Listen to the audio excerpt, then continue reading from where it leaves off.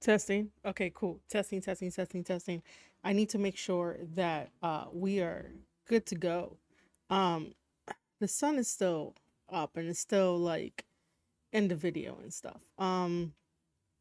Yeah, so guys, thank you for waiting. I have not tweeted this out. I have not told anybody about that we are live.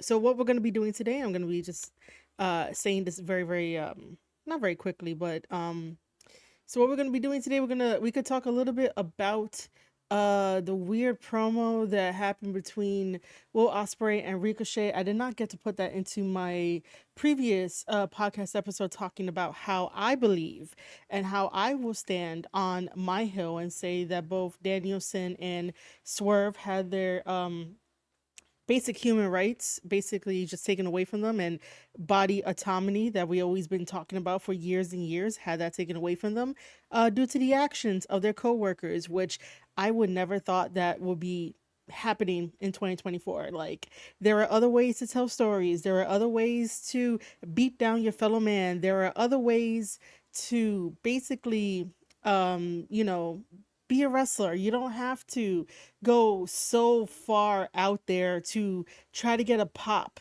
try to get a reaction, because let's be honest, not every reaction is a very good reaction, and I'll probably say that again later on.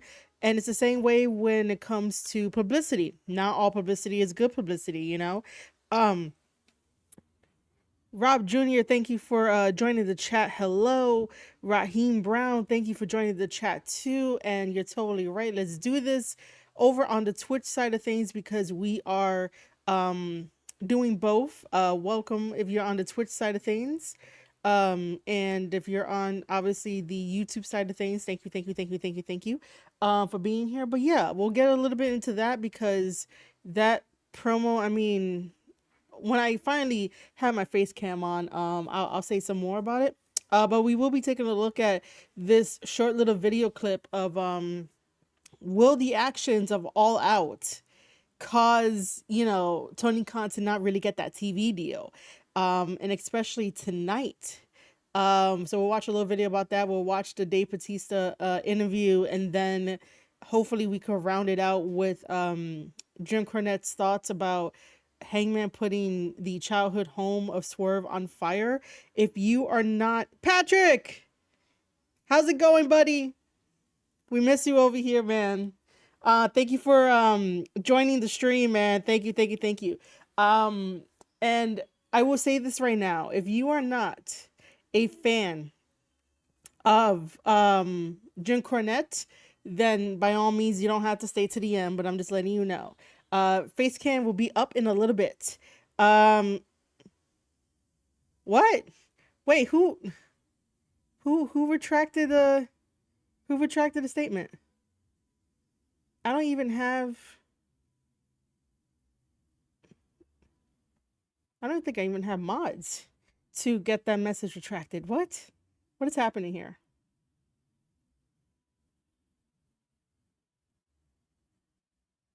Um okay, so thank you about saying I have a very very nice smile. One question stands out: is it worth money if your company allows unsafe acts for just a pop? Yes, that is a very good question, Michelle. Thank you for joining the chat. Um and yeah, I don't know why that message got taken out. I mean, Patrick was just saying like, let's go, let's do this. All right, so give me a couple more minutes, and we will get started. In the meantime, please hit that like button. When you hit the like button, it sends the video, the live stream out into the atmosphere that is youtube.com. Well, basically youtube.com, but hit that like button. The more likes, we could get more people in here to just chat about professional wrestling. Just give me a couple more moments until we actually officially get started.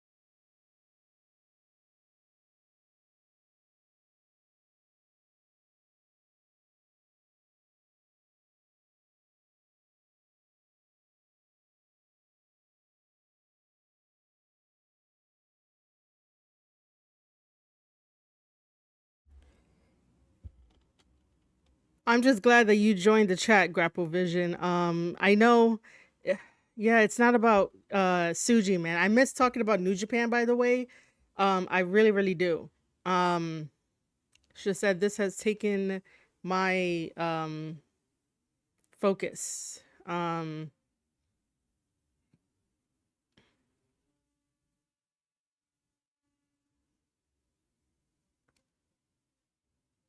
I really need to like get caught up on New Japan Pro Wrestling, just because like I want to see how well they're doing, but I get the feeling that they may not be doing as well as you would want them to do. So at any point, Grapple, I know that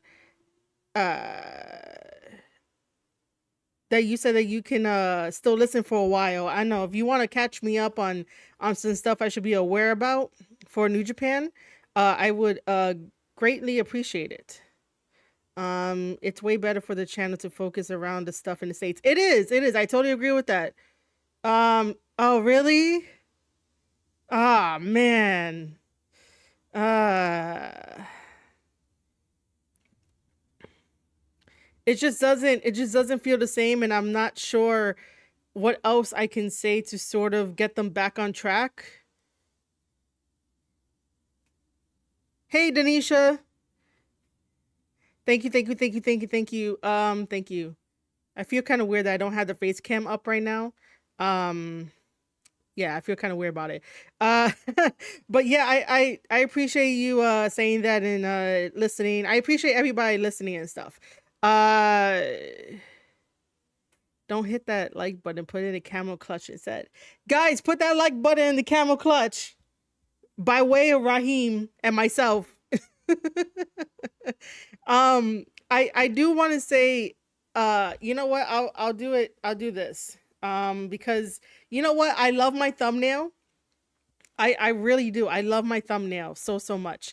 But I'll put the face cam on early. It is kind of hot, so I'm in a tank top. But other than that, like I want to say thank you guys. Thank you, thank you, thank you so much. The sun behind me is like a problem, okay?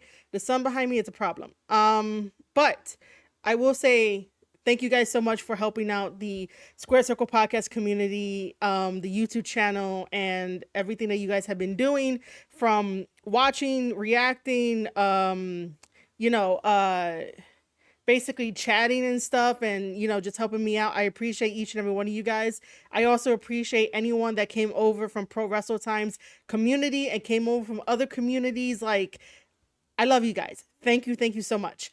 um the pictures for Wrestle Kingdom is just as blurry as hell. There is no main event I can even say is ready. Zack Sabre Jr. breaking the G1 tradition. Yeah, see, I know. I didn't like that at all, dude. I, sir, grapple. Don't do that. Oh my god, dude. Listen, I'm still trying to get my little like office set up and running. I just haven't done it yet. But like we got to deal with the sun, okay? It's about that time that like the sun ends up going down and stuff. But that's pretty funny. But I'm going to have to agree with you, Grapple, on the fact of Zach is just breaking the tradition of like what do you call it, of the like the G1 and stuff like that. And I get it. Sometimes you have to like break away from what you're normally used to, and it's not always ideal, but at the same time it's like, did you really want to like do that in the first place? Like, is it really going to help? I really wish I could do something about the sun at this very moment. Uh, Michelle is a AWA wrestling years old fan. Oh, that's all the way back then. I love watching old school wrestling. Um, like I said, if this is the first time that you're watching me, hi, I'm Marie Shadows. And I basically enjoy old school wrestling. I enjoy the fact that I get to watch it, study it, I like technical wrestling. I'm not really too big into like high spots and stuff like that. Uh, so I do like my old school wrestling. There is really nothing that I could do about the sun right now. I don't even have like um they're not called blinders, but like even my whatever the hell we're gonna call them, is not it's not helping to bring in the it's not helping to stop the light in. Anyway, uh so yeah, like I said, we're gonna end up doing that. We're gonna be reacting to some stuff. There is something I do want to ask the community, and I have a pretty good amount of people here. So like, I don't know if I want to do a poll because I have no idea. You know what? Okay, I'm gonna do a quick poll, right? And this is about Discord community names because I cannot decide on a name. So I would like you guys to basically pick something. Too bad new wrestlers don't see what condition old timers are in and take a lesson for them to be safe. Which is true. It's just that I think that nowadays, uh, new wrestlers when they get onto the internet, they have this thing, on like this chip on their shoulder where they're like, you can't tell them anything. Um, I have found him to become the antagonist to everything I want to happen in New Japan Pro Wrestling. When Shota, I'm Yoda Suji. Oh my god, ah, when Shota Yota, that's so. Oh God. Okay, Narita, etc. should have been doing the TV title. He held that same happening right now in the G1. Yep. Yes, I am Marie Light. I'm Marie Light. Uh, like an unruly teen. Yes, yes, yes. Um,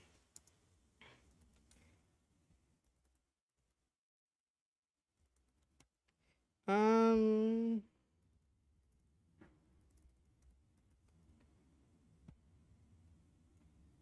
Marie Shadows versus Marie Sunshine. I like that one. I like that one. I'll keep that one. Uh, Seriously, I wish I could do something about the sun. Because it looks mad weird. I'm gonna have to like put my hands up and maybe like it blocks out something, but nah, it doesn't. Um, okay, so if you see this poll, right? These are the stuff we're working with. I don't know what I should do. Um, please vote in the poll. I don't know. I feel like for all the discords that I have created and then like not really created, well, I mean like abandoned in a way. I don't know. I feel like I don't know what I'm doing when I make a discord. Shadow Realm was a hold on. The heart thing is blocking it. What is it? Shadow Realm was a shoe in, I thought. I don't know. On a scale of 1 to 10, what do we think about Shadow Realm? Like I don't know. It's supposed to like what do you call it? Okay, so the Discord is supposed to combine three things that I love, and it's supposed to be like a hybrid, right? It's supposed to combine wrestling, which we all love, writing because I'm starting to be on the journey of writing a sci-fi novel, and I want to write a what do you call it? A wrestling novel as well. And then the last one is gaming because I mean I game from time to time, and there's someone else that games too, and I want them in the Discord. So that's why I was like, yo, I have no idea what to name it. I want to do all three of these things, but I don't know what to name it. Um I always hear people mention Shadow Realm nowadays, so I just expected it. Oh no. No, no, no. Nah. Uh I mean, like, if we were doing like a Yu-Gi-Oh base kind of Discord, and I was like really, really into Yu-Gi-Oh, like I really do enjoy Yu-Gi-Oh, but that's not my thing. Of course, I would name a Discord like Shadow Realm if it was Yu-Gi-Oh heavy inspired. But no. Even though we could do like the Stream Loots, and Stream Loots has cards and card based stuff, and I could do like some, stuff like that. Memories of a space age gamer. Yeah. Um So yeah, I guess I'm gonna keep it up for the whole entire stream. If you guys are just joining us, I'm Marie Shadows. We're gonna be reacting to some stuff. And if you guys can vote inside of the little poll, that'd be great. Because I don't know what to name it. And then after I get a consensus from everybody, that's gonna be the name. I will just have to do that. I'm gonna have to ask you guys for what kind of roles you guys want. And if you're over on the Twitch side of things, I thank you over there as well. All right, let's start.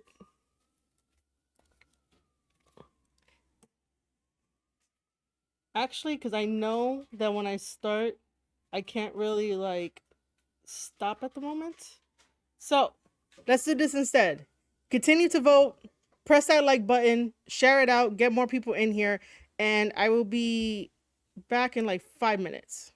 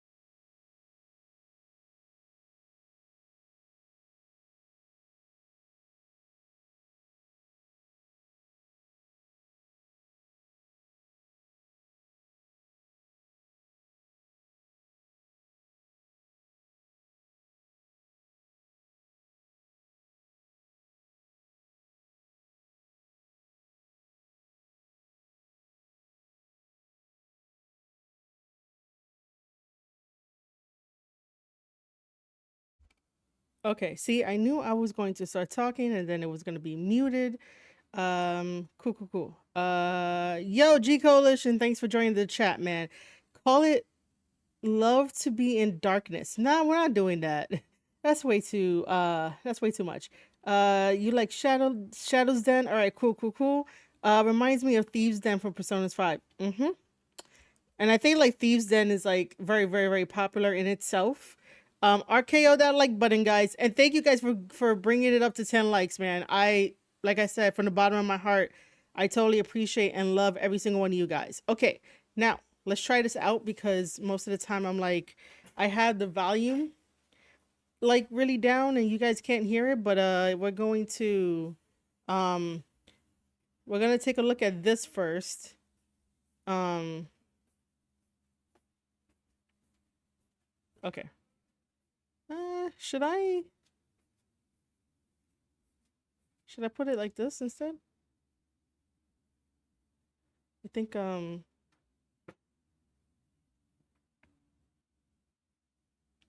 okay.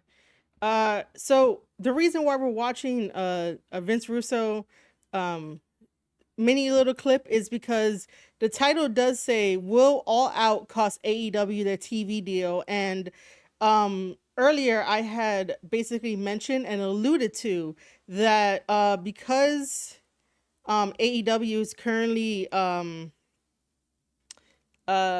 because AEW is currently hosting, like, AEW Dynamite tonight, and they're having John Moxley be there live. He's gonna have a live microphone, and for the most part, you know, uh, you don't want John Moxley to say or do something on September 11th, on a very like historic day that we always celebrate every single year, of what happened here in New York City, where I'm from, that cost like a lot of lives and stuff like that. But you do not want someone like John Moxley to say or do anything that can hinder AEW from actually achieving their TV deal. And I am like always saying that, they got to be careful. I do not like the antics of what he did during the pay-per-view All Out, where he just puts a bag over someone's head and like suffocates them, and we all saw it in real time. But AEW is not going to acknowledge it at all. They're going to be like, oh, we didn't really approve that, like we don't condone that, but someone approved it, right? And that tells me that if you as a person is not going to think twice about, your fellow human being, a coworker that you go to work with, and you make sure that, they're safe, you're safe, he could wake up in the morning and go to his family.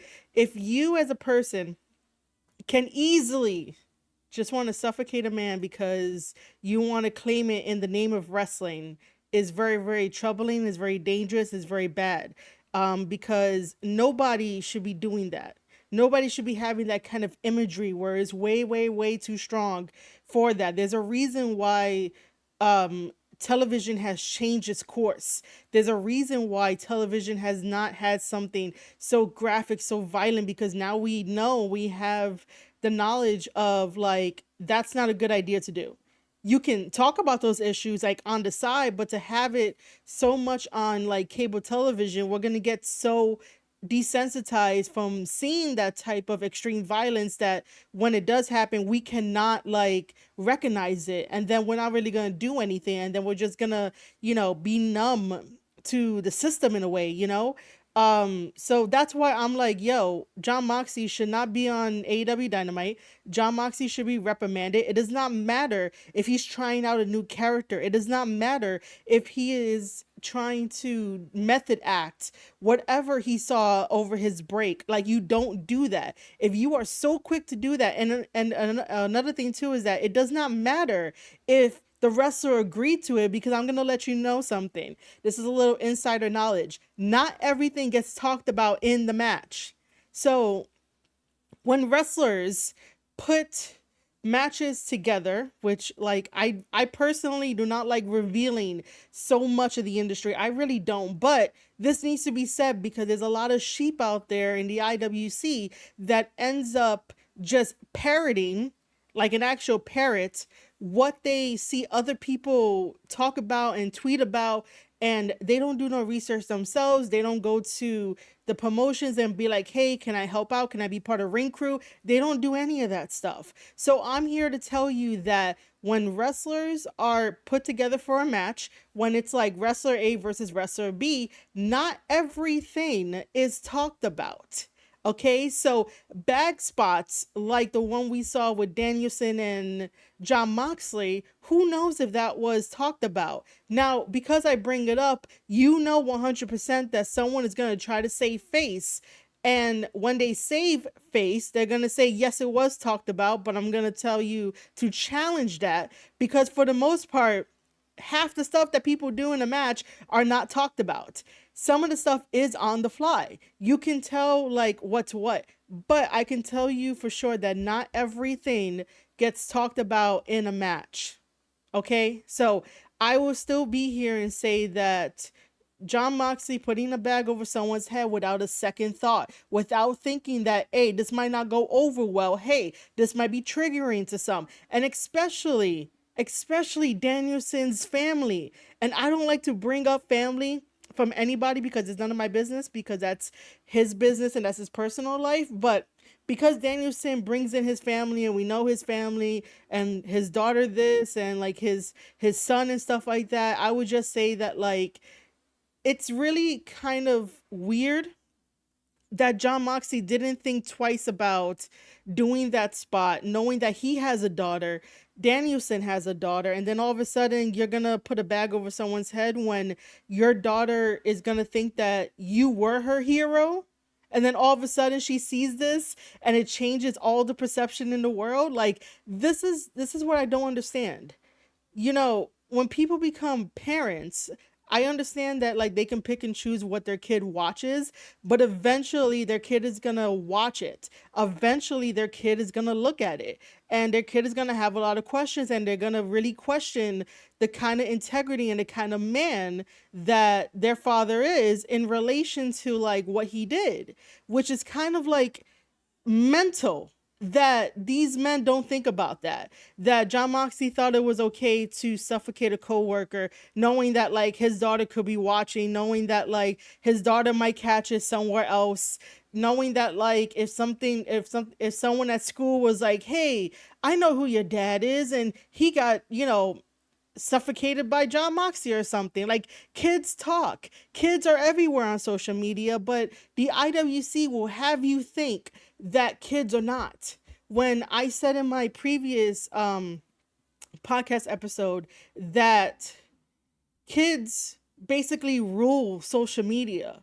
We have Facebook, we have Twitter, we have YouTube, we have TikTok, we have Instagram, we have Threads, we have Snapchat, we have everywhere, right? Kids are everywhere on social media, so they can definitely search for things that you and I can deem that it's not appropriate for them, but they're still going to find a way to do it. The same way that we always find a way to do whatever we want to do when someone tells us no. The first time that you wanted to go out and like have a drink with your friends, but your parents were like, no, what did you do? You went to go do it. So there are other factors outside the little bubble of wrestling that the IWC over on Twitter, because it's very loud for no reason, and we have to like at least silence it a little bit. But for the most part, outside the wrestling bubble, kids can get access to anything, and then kids can definitely tell other kids like, oh hey, I saw your dad on television, he wasn't breathing so well. And I, again, to go back to the point of like, John Moxley should not be live on AEW Dynamite tonight, and John Moxley should not have a live microphone tonight.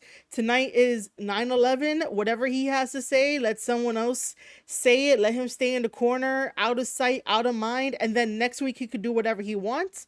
But I'm just saying that like, if I was part of the TV networks, I would definitely be like, AEW is not getting a new TV deal after that, because you cannot show that. You have to think about way more than just a little wrestling bubble niche. Everyone loves to say that like, wrestling is dying, wrestling is dying. Wrestling has been hotter than it has ever been in years. All thanks to WWE, all thanks to The Rock, all thanks to Roman Reigns, all thanks to Cody Rhodes, all thanks to everybody that is included in professional wrestling. But for some reason, AEW wants to be the ones to fuck all that up and basically be like, yeah, we're gonna, be the alternative in trying to destroy people, trying to send people to the beyond. Because again, I will stand on this because it is very important to talk about, because it's not right. We shouldn't be doing this in 2024. We shouldn't be having a talk about like morality. We shouldn't be having to, raise concerns and have red flags about a wrestler that we should be cheering on and being like, ooh, tell me some amazing stories. Putting a bag over someone's head is not telling a story. It's not. That's like really criminal stuff. It really is. And that passes a line, and anybody can take action. Anybody can be like, hey, that totally messed you up mentally. Um, you know, I don't know what else left to say about it, but like, the thing is that if you end up staying quiet because a certain section on the internet in the IWC is going to try and silence you don't let them, because they don't have power over you. Nobody has power over you to stop unless you give them the power to do so. If you believe something in your heart is completely wrong and immoral, speak on it. Research, obviously, but speak on it, because you want to make sure that you have like all the right information. Um,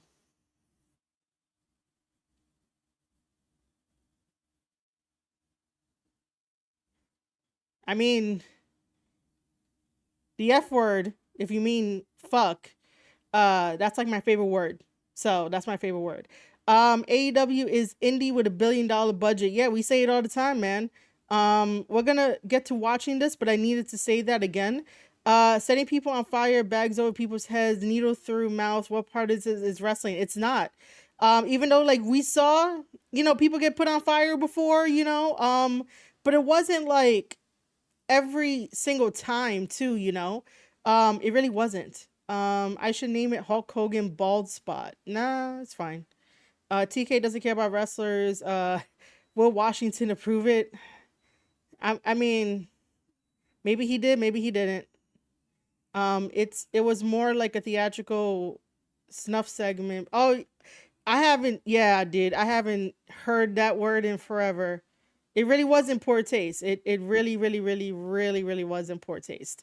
Um, okay, so let me play this, and let me make sure that it is loud enough. .com, where the pros are the pros. It's loud. Just had a AEW all out, all in, whatever, who cares?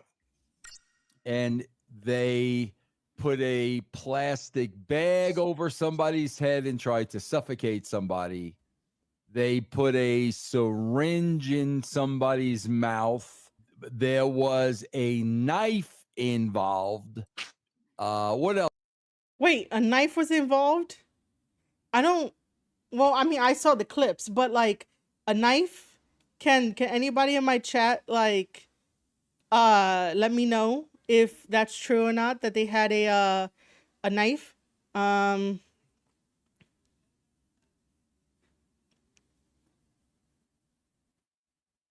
mean, listen, for the most part, most wrestlers don't really talk about their match in full, dude.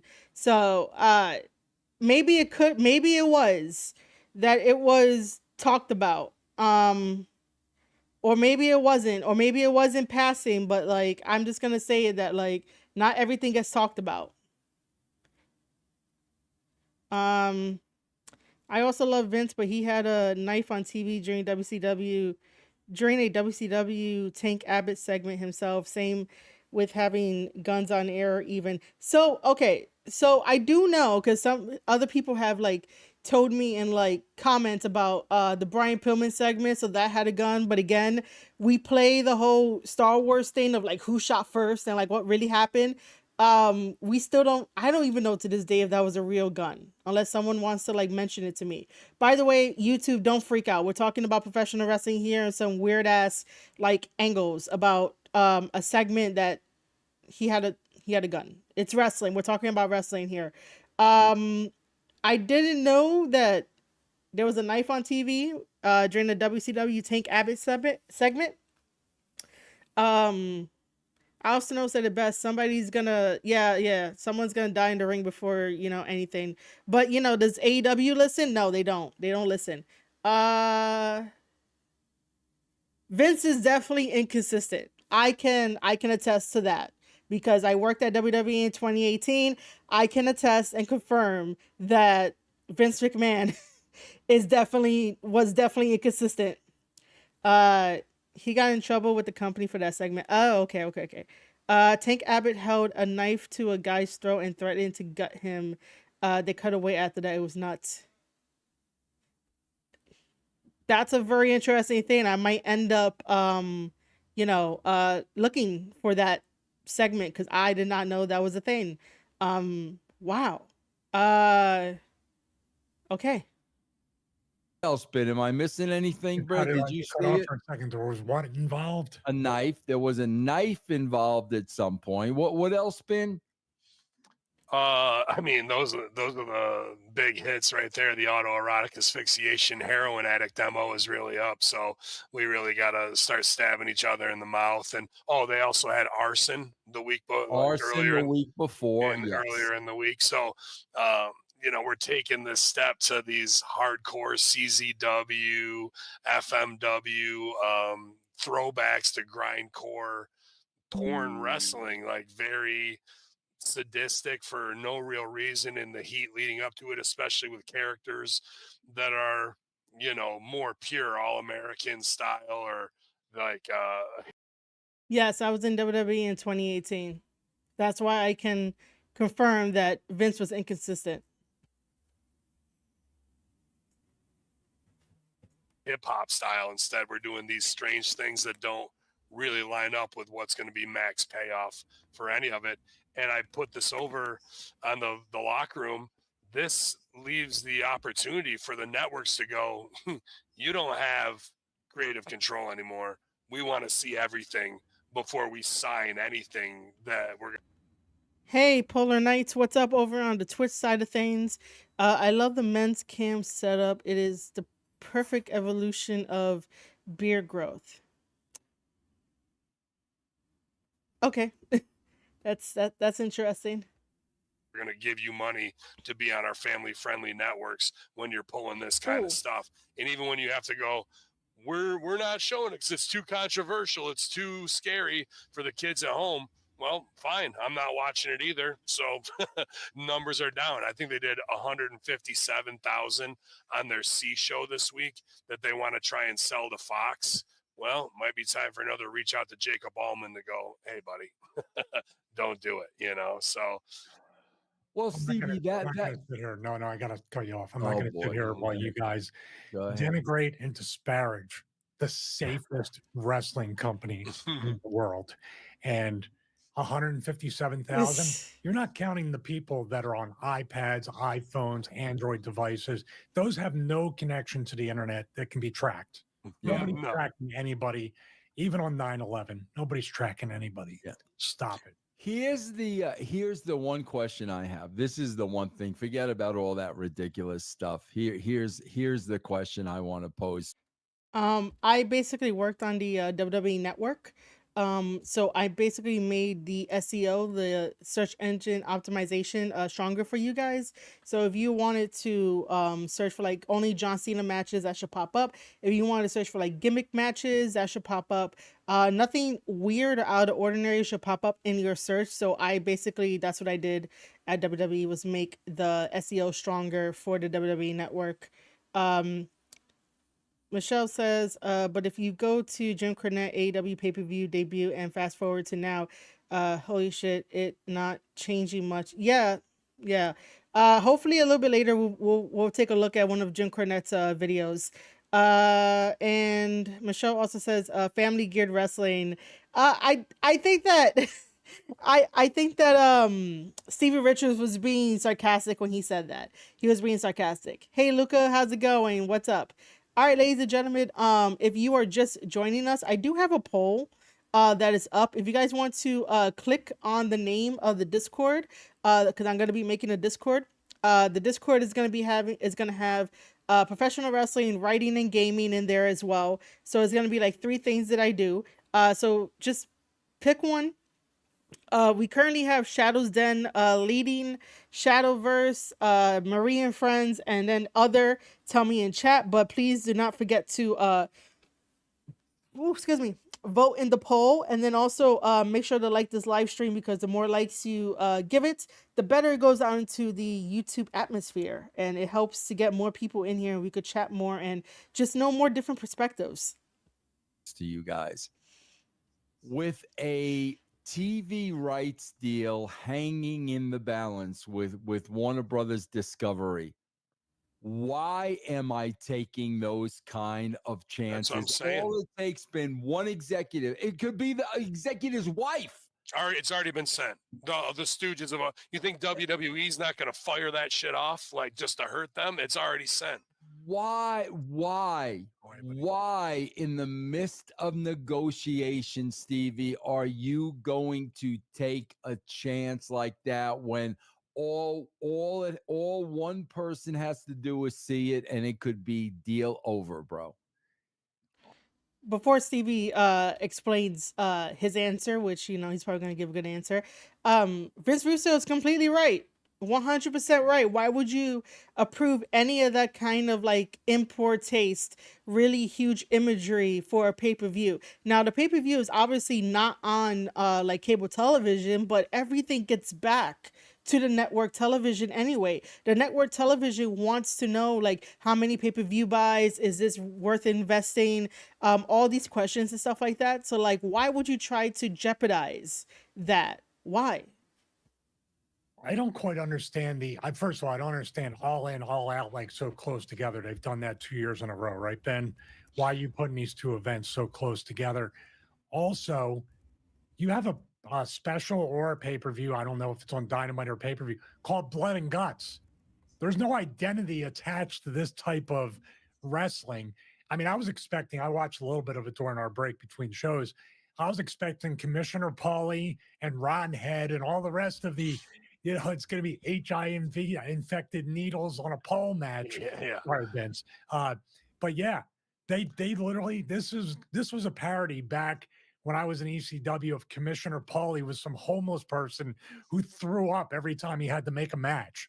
They had Ron Head, and they had a thing with, a match literally with they said HIV infected needles. We're about a half a step away from this becoming insane championship wrestling. Why are we doing this? It's absolutely ridiculous. And I don't know why we keep allowing this person who really has no idea what he's doing. This is the movie The Toy. This is just trying to go, they did this in this stupid little Japanese indie, so we're going to bring it there for our hardcore fans who want to see hardcore. Well, that spot is for a guy like an Eddie Kingston, if you're going to do it, or somebody who has to make themselves off of doing mutilation things like a Mick Foley, not your hip hop guy, not your all-American dad, tree hugger. Like, Oh my God. if anything, it should have been a paper bag. Daniel Bryan definitely is against plastic. So, yeah. it's just in front of the kids stuff again, and then you do what you want to when it comes to a cinematic burning the house down, but then we're supposed to have a match to pin my shoulders for 3 seconds after I burned your house down. Like where is the elite, the VPs, the inner circle going, stop, we're not doing any of this. This is going to put our whole company at risk. This is for you and your little fantasy from 6th grade at the lunch table, and this ends now. Otherwise, we're all going to look like fools, and this company is going to sink even faster, bro. And what look does that give the CEOs at Warner Brothers, dude? That's enough to go, we're done here. We're done supporting these guys. Okay, so I keep cutting Stevie Richards off, and if Stevie sees this, I don't mean no disrespect to him. NWA's TV deal went through. Yes, it did. They even had a reality show. Did they? They probably did. My brain doesn't remember. It shows desperation for a TV deal on Tony's part. It does. It really does. Little Japanese indie, FMW, that drew 60,000 people with no problem, with no promotion from anything major. I like Stevie Richards as well. He's gonna numb the fans before you know it. Wrestlers gonna have to damn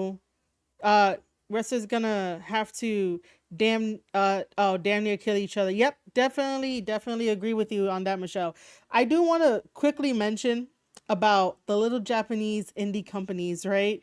Because as much as I respect the people on this panel, and then like when Jim Cornette talks about Japanese wrestling, and like other people talk about Japanese wrestling over on like Conan's podcast and stuff like that, I do have to mention that like that's not their kind of thing, and I have to remember that like it's okay, we all have different tastes and everything, that they're not gonna get it, but put a little bit of respect. What? How? Okay. I don't know why the moderation is like that, but thank you for Google moderation. I do I do want to say that like that's not their thing. However, I would like them to give it a little tiny bit of respect. Not every single Japanese wrestling promotion is out there doing death matches and not out there doing crazy ass things. There are like exceptions to the rule.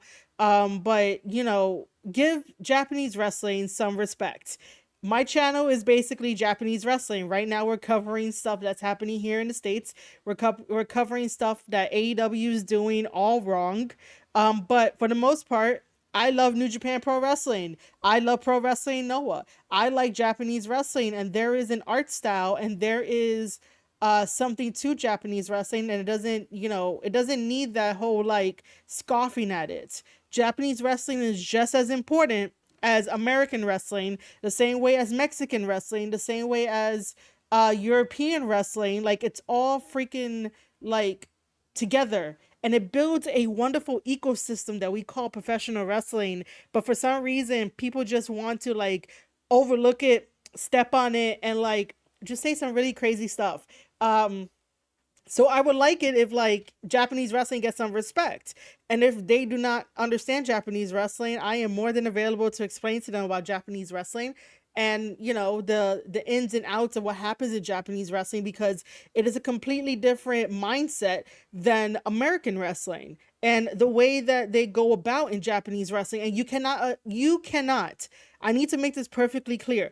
You cannot apply what you as an American citizen understand about American culture, about democracy, about how American wrestling is run. You cannot apply that to Japanese wrestling. You can apply it like here and there, but that's like 1% you can apply to Japanese wrestling. Japanese wrestling has a whole different take on what it means to be a Japanese wrestler, whether they're male or female, what it takes to understand the audience of Japanese wrestling, not any one of us here in the States, but actual local Japanese fans that go to the events and buy the tickets. Like you have to understand that whole entire other subsection of professional wrestling. And I think that Japanese wrestling brings a very interesting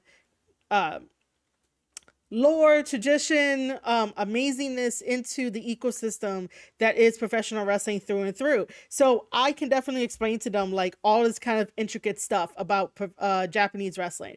I would just like them to have a little bit more respect for Japanese wrestling. That's all.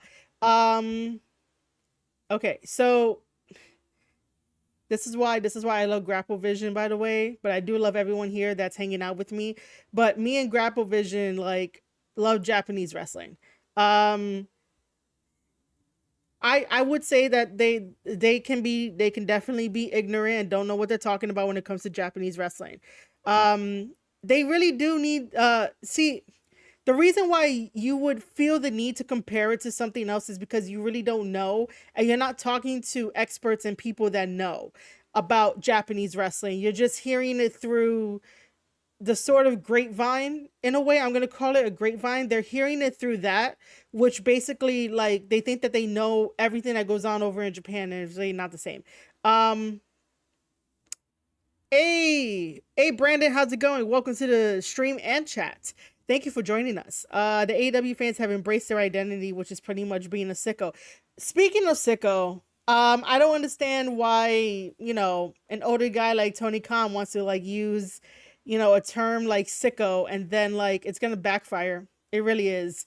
That because he decided to name the fandom sicko, he has created the most toxic part of the fan base that I've ever seen. Just so you know.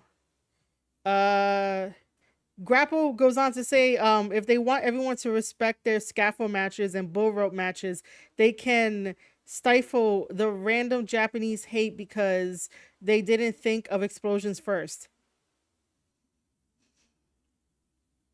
That's interesting because I've never thought about who came up with what first. I really didn't.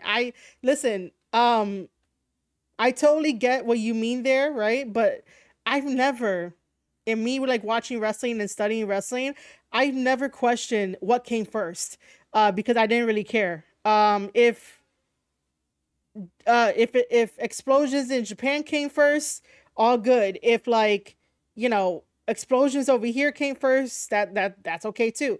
And again, YouTube, if I say explosions, we're talking about like deathmatch wrestling. We're talking about wrestling, so don't worry. Um, I mean, listen, I don't know why we created a scaffold match. That's just like super crazy. That's why I think we only have like 3 in the history of wrestling. Bull rope matches are interesting, but then again, that's like a southern thing. But yeah, I never thought about it that way. My random gimmick is better than your random gimmick because it's not from somewhere else. That's true.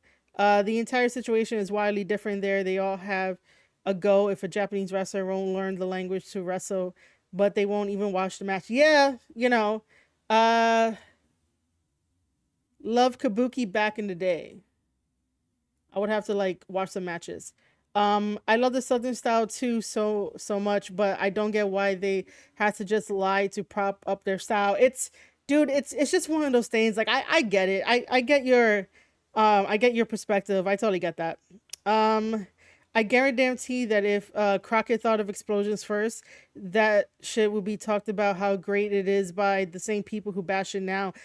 I mean, it's the same way. It's the same way when like the scaffold match came about. The same way where like bull rope matches came about, or the strap match. Like everybody like puts those on a pedestal to where like it's the greatest thing that has ever been created. So yeah, I get that. AWA had the fireball segment in some of their matches. Brody, Kabuki, and a few others. And I believe that like WWE also like the fireball thing has been throughout throughout wrestling anyway. So like WWE did it, and like I think there was a segment or a match in like TNA did like a fireball segment. Those are like the 2 that are coming to mind. WWE had to pretend for 20 years that War Games wasn't that great because it wasn't there. Yeah, that's true. Best example of a match being held down and having to finally admit it's good. Yep. All right, let's continue. But yeah, dude, I totally agree. I get it.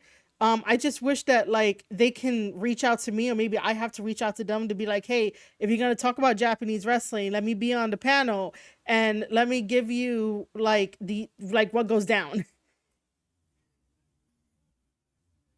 Got quotes from Tony Khan, and who basically put his foot in his mouth at the scrum as Well, so usual. so this is him trying to defend it, or Yeah, there's twofold. They're talking about the negotiations, which they said on the topic of the status of AEW's talks with Warner Brothers Discovery for a new media rights deal. Khan stated, "Quote: We're still very, very close and exciting negotiations with Warner." Who wrote this? Ben, as Ben would say, who wrote this copy?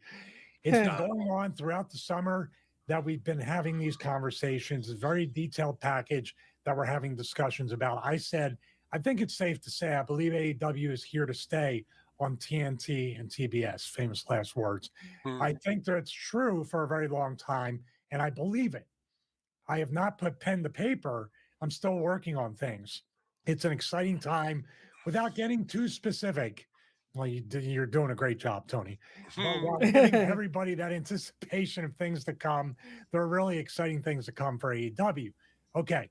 So then, on the topic of the violence in certain spots during the show, no quote here, but Khan said that the company has gotten better and better at orchestrating them. So we just told you it's all fake. Khan also stated he did not want to go into too much detail, but the best wrestlers and coaches had worked very hard on the matches on the show. yeah, I mean, Ben, they did another chair shot to the head with a gimmicked chair, bro. They shaved it. They shaved the chair. Was it rubber? Yeah, rubber chair. Yeah, foam chair. Did you see the Jimmy Corderas tweet where he said somebody who was a VP from AEW reached out to him saying that they've been in touch with working with Chris Nowinski? Like the weirdest, like what is that supposed to mean? How we deal with Chris Nowinski because we're giving guys concussions, so don't worry about it. Stop talking shit to us. Like, what is any of that Don Stevens or Wes Wessington, the other brain trust guy? Chris only comes in after you die and he needs to fix the brain. So what's Chris going to do to help you have what's going on? and they're watching Why? Jimmy Corderas, who's a 30-year vet and has absolutely every right to have an opinion that should be respected. They can't even get Yeah. their shoulders down on a roll-up pin, and their friggin' ref is counting while the guy's in a cradle with his shoulders off of that. It's just it's an imitation of what a pro wrestling show should be. Ben, did you see the one spot I did see with Brian and whoever he was working? The referee counted 1, 2, and then tapped the Brian on the legs to kick Oh out yeah. before the 3. You want 1, 2, hit the leg, and then 1. Is this why they have to? Okay, so we've all seen it. Halloween Havoc was king of all gimmicks at times. Yep. Stevie has his biases, but he is far more informed and not as bitter or mean-spirited in his critiques. I'm glad he does panels even with his new obligations. Yeah, I enjoy basically listening to Stevie Richards. But I mean, I don't know if he ever talked about like Japanese wrestling. But I will say this though, that what was I gonna say about that whole thing? I mean, oh yeah. I need everyone to pay attention. Everyone that has been viewing this so far, I am going to say this very, very nicely, and I'm probably going to say it once, or maybe I will say it over and over again. You cannot gimmick a chair. I do not know who started that misinformation, and that is definitely misinformation. I don't know who started that in the IWC. You cannot gimmick a chair. You cannot shave a chair down. So I do not know why the sheep of the IWC, and I'm calling all of them out because they are all sheep. None of them are leaders. There's only a few that I could count on my hand that are leaders that I would trust, that I know that their word means something. But for everyone else that want to follow the dirt sheets, for everyone else that want to be a parrot, for everyone else that wants to try to chase that clout, where did this start about the misinformation about a chair being gimmicked? Now, the thing is that when venues, stadiums, and arenas have chairs, the chairs are either plastic or they are metal. It's like the thing Stevie mentioned where the seat is kind of rubbery. I've never, like, I'm gonna say right now that I've never came in contact with like a rubbery chair. I mean, unless you want to consider like the extra foam on the chair seat kind of rubbery, but like I've never came across a rubbery chair. I've come across metal chairs, plastic chairs. And you want to know how I came across it? Because I go to wrestling events. I help out. I am part of ring crew from time to time. Like I help out. I bring the chairs back. I put the chairs up if I need to, or even going to like a regular event. You have plastic chairs and or metal chairs. It's a prop kind of a thing deliberately made. But who's buying those though? That's the thing. I could tell you right now that no promoter, whether they are a billionaire, millionaire, trillionaire, someone that has like less than little to nothing in their bank account, they are not buying a gimmick chair. You really cannot buy these things. You can't even like sand down a metal chair. So it is metal, it is plastic.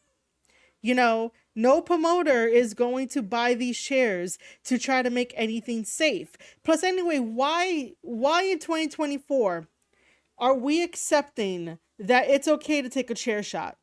Why?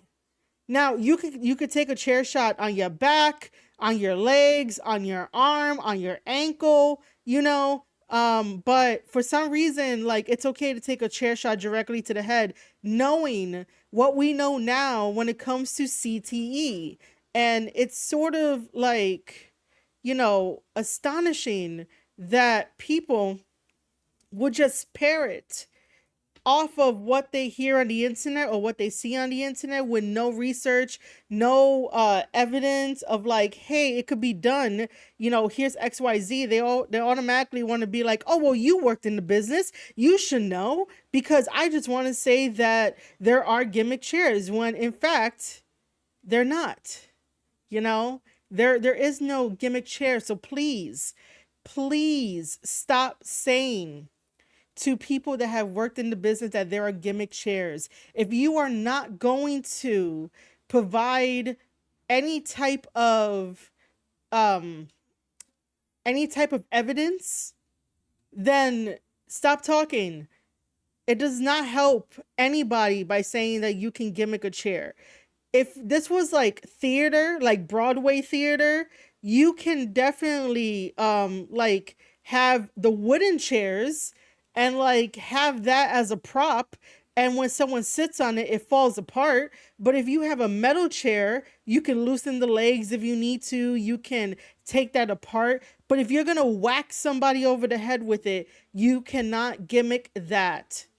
It's the same way of like, well, I can't say it's the same way. I was gonna mention how like football helmets have a lot more cushion and padding in their helmets because CTE is a real thing. Now, for some reason, people are like, let's celebrate this, and let's not celebrate this. Not at all. Like, it still hurts. It still messes with your body. And if you get hit straight on the head, that could cause a lot of different damages that you're probably not going to know right away. And it's going to be over a period of time. But I will say this again. You cannot gimmick a chair. Even if you try to sand it down, it's not going to work. Sandpaper is not really made for that, but you cannot gimmick a chair. Stop telling everybody in the IWC that you can gimmick a chair.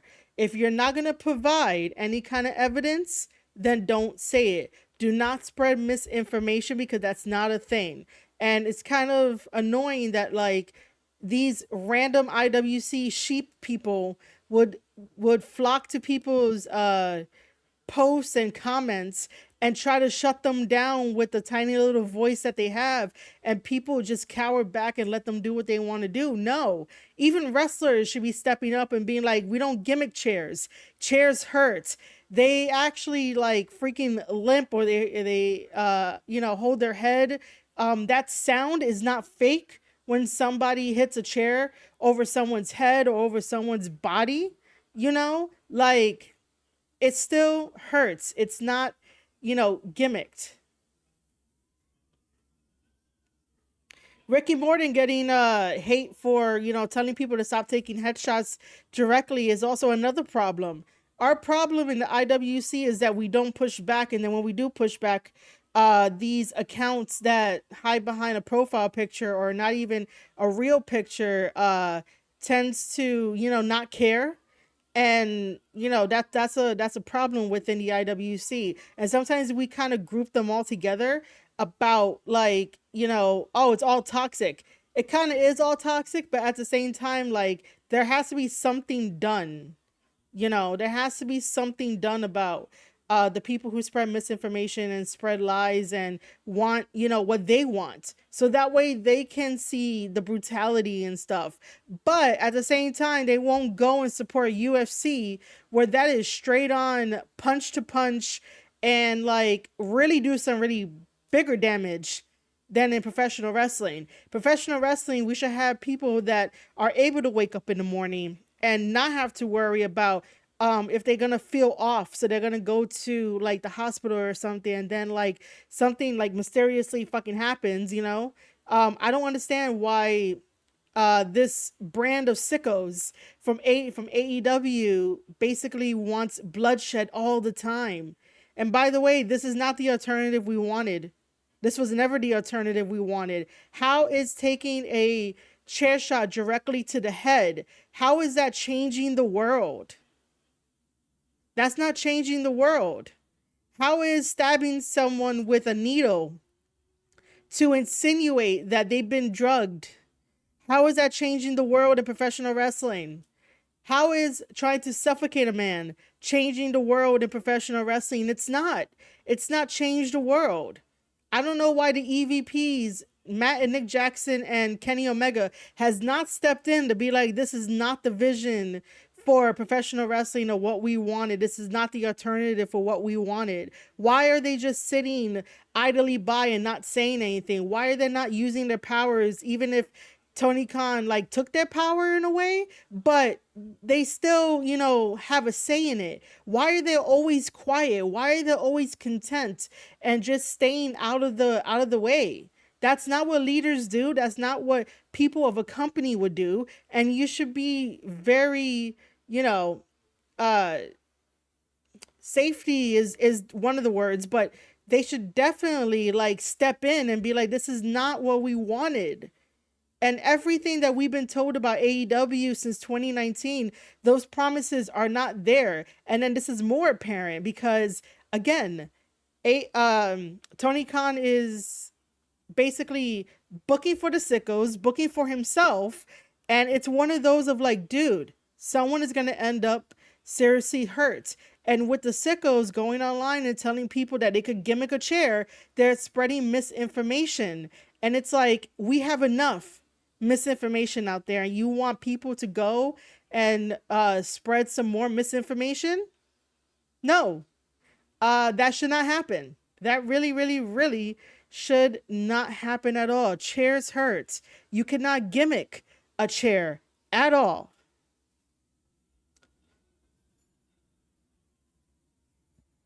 To deal with Chris Nowinski because Daniel Bryan is so shell shocked that the ref has to give him an Iggy to kick out.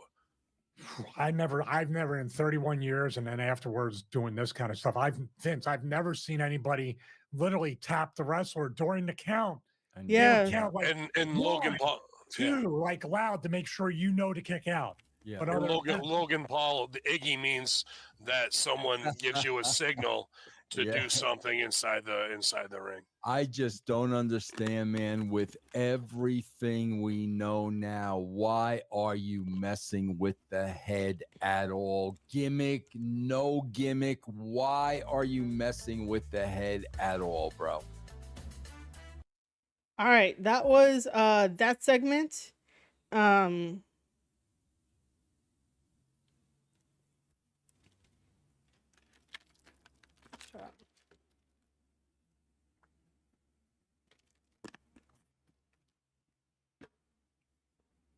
All right, so that was that. I do agree with what the guys say. I do think that you know, if they need someone to talk about Japanese wrestling, I'm always available. I'm always here.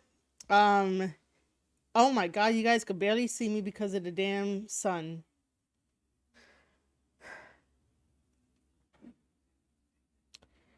Let's take a mini break. We're gonna watch the Dave Bautista interview last. We'll go to Jim Cornette on his thoughts on Adam Page burning down Swerve Strickland's house, unless I could find something recent, because I've been wanting to get his opinion on like All Out. But it seems like we might have to like really wait for that.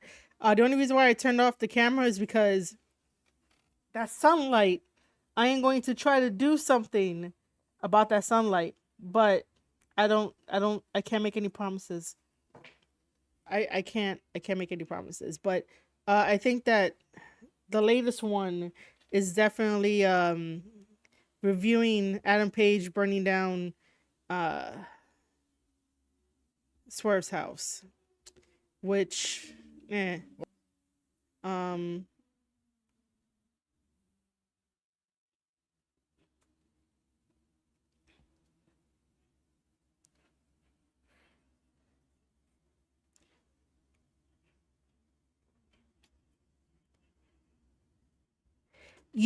I know it hasn't dropped yet. I'm just seriously waiting for it. So while we take this mini break, ladies and gentlemen, please do not forget to vote in the little tiny poll that I have. Is for Discord community names. I could talk. Basically what it is I'm trying to create a Discord community to have everyone and anyone you know, come on in, chat about wrestling, chat about writing, chat about gaming as well. and basically I need a name. So right now we have ties.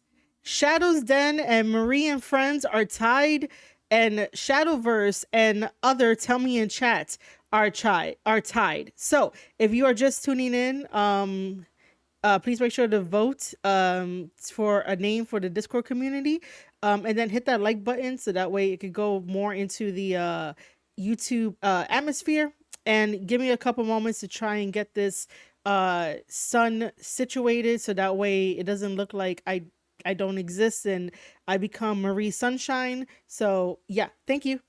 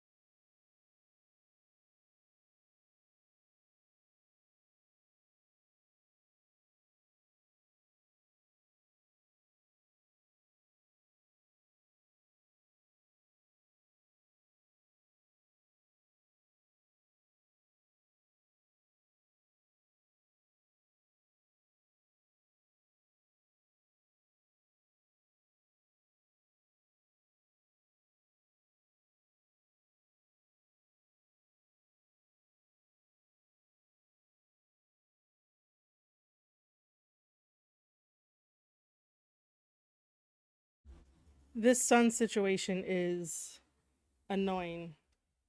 Um I don't know whether or not. No.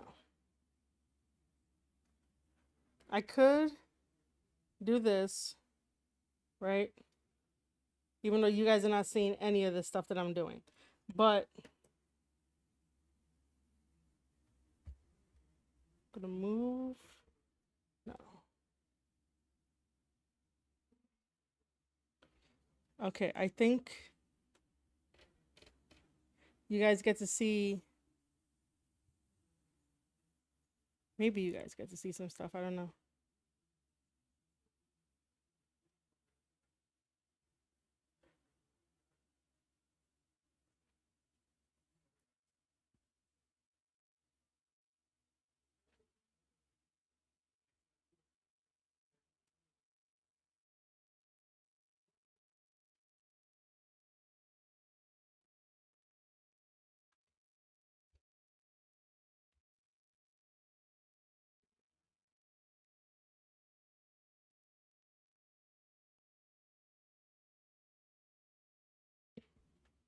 I think that's better. All I had to do was just reposition my camera. Okay. Let's go on with this because I don't really think that this should have happened. Okay. Travis does some really cool artwork.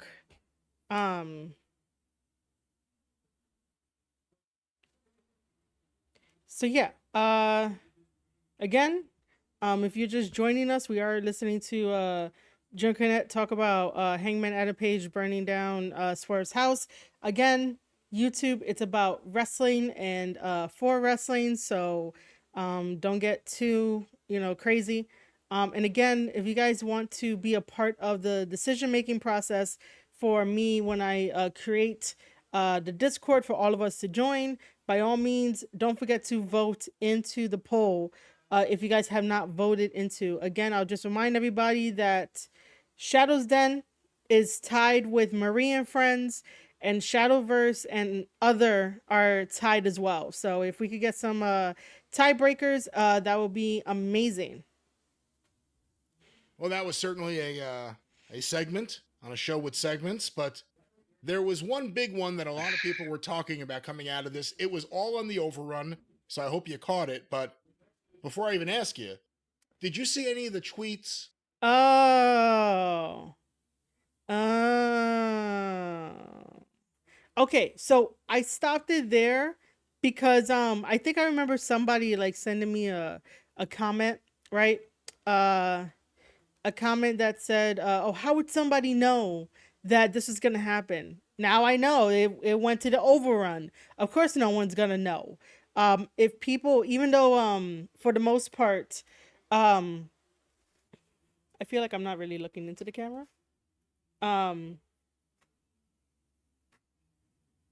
So for the most part, I do know that people know that AEW does have like an overrun in a way, but like I don't really think too many people care or remember. So because they put the burning house into the overrun, 660K ratings could not save them, and I was completely right. You don't put something like that in the overrun, you put that right before the show ends. And this is where Tony Khan doesn't know how to do match placement and how much time for each match and break it down for each match and stuff like that. Like, man. All right, you dig Shadow's Den?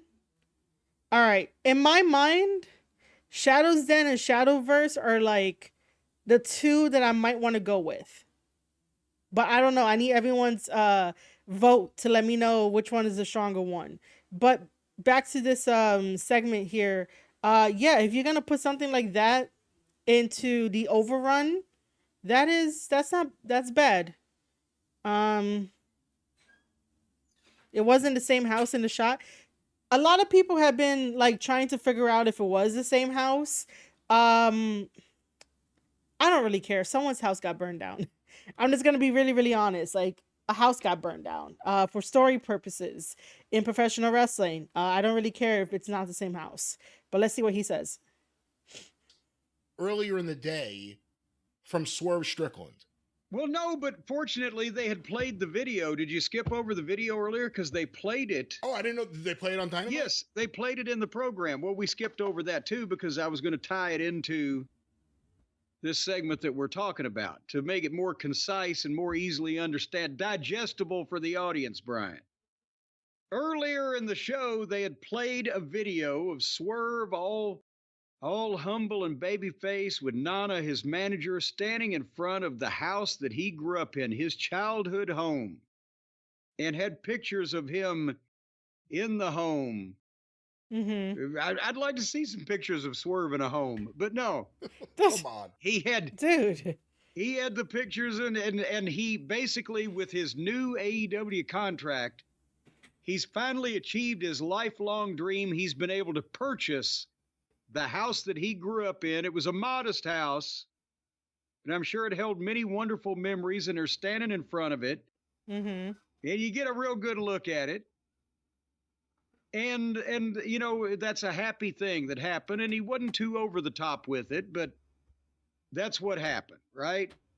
So then, as you said, 10 o'clock, the regulation program is already over with, and if you didn't DVR, but fortunately, I've enjoyed the antics of the Dunphy family on Modern Family, so I've been recording that, and I was able to see this part of the wrestling program.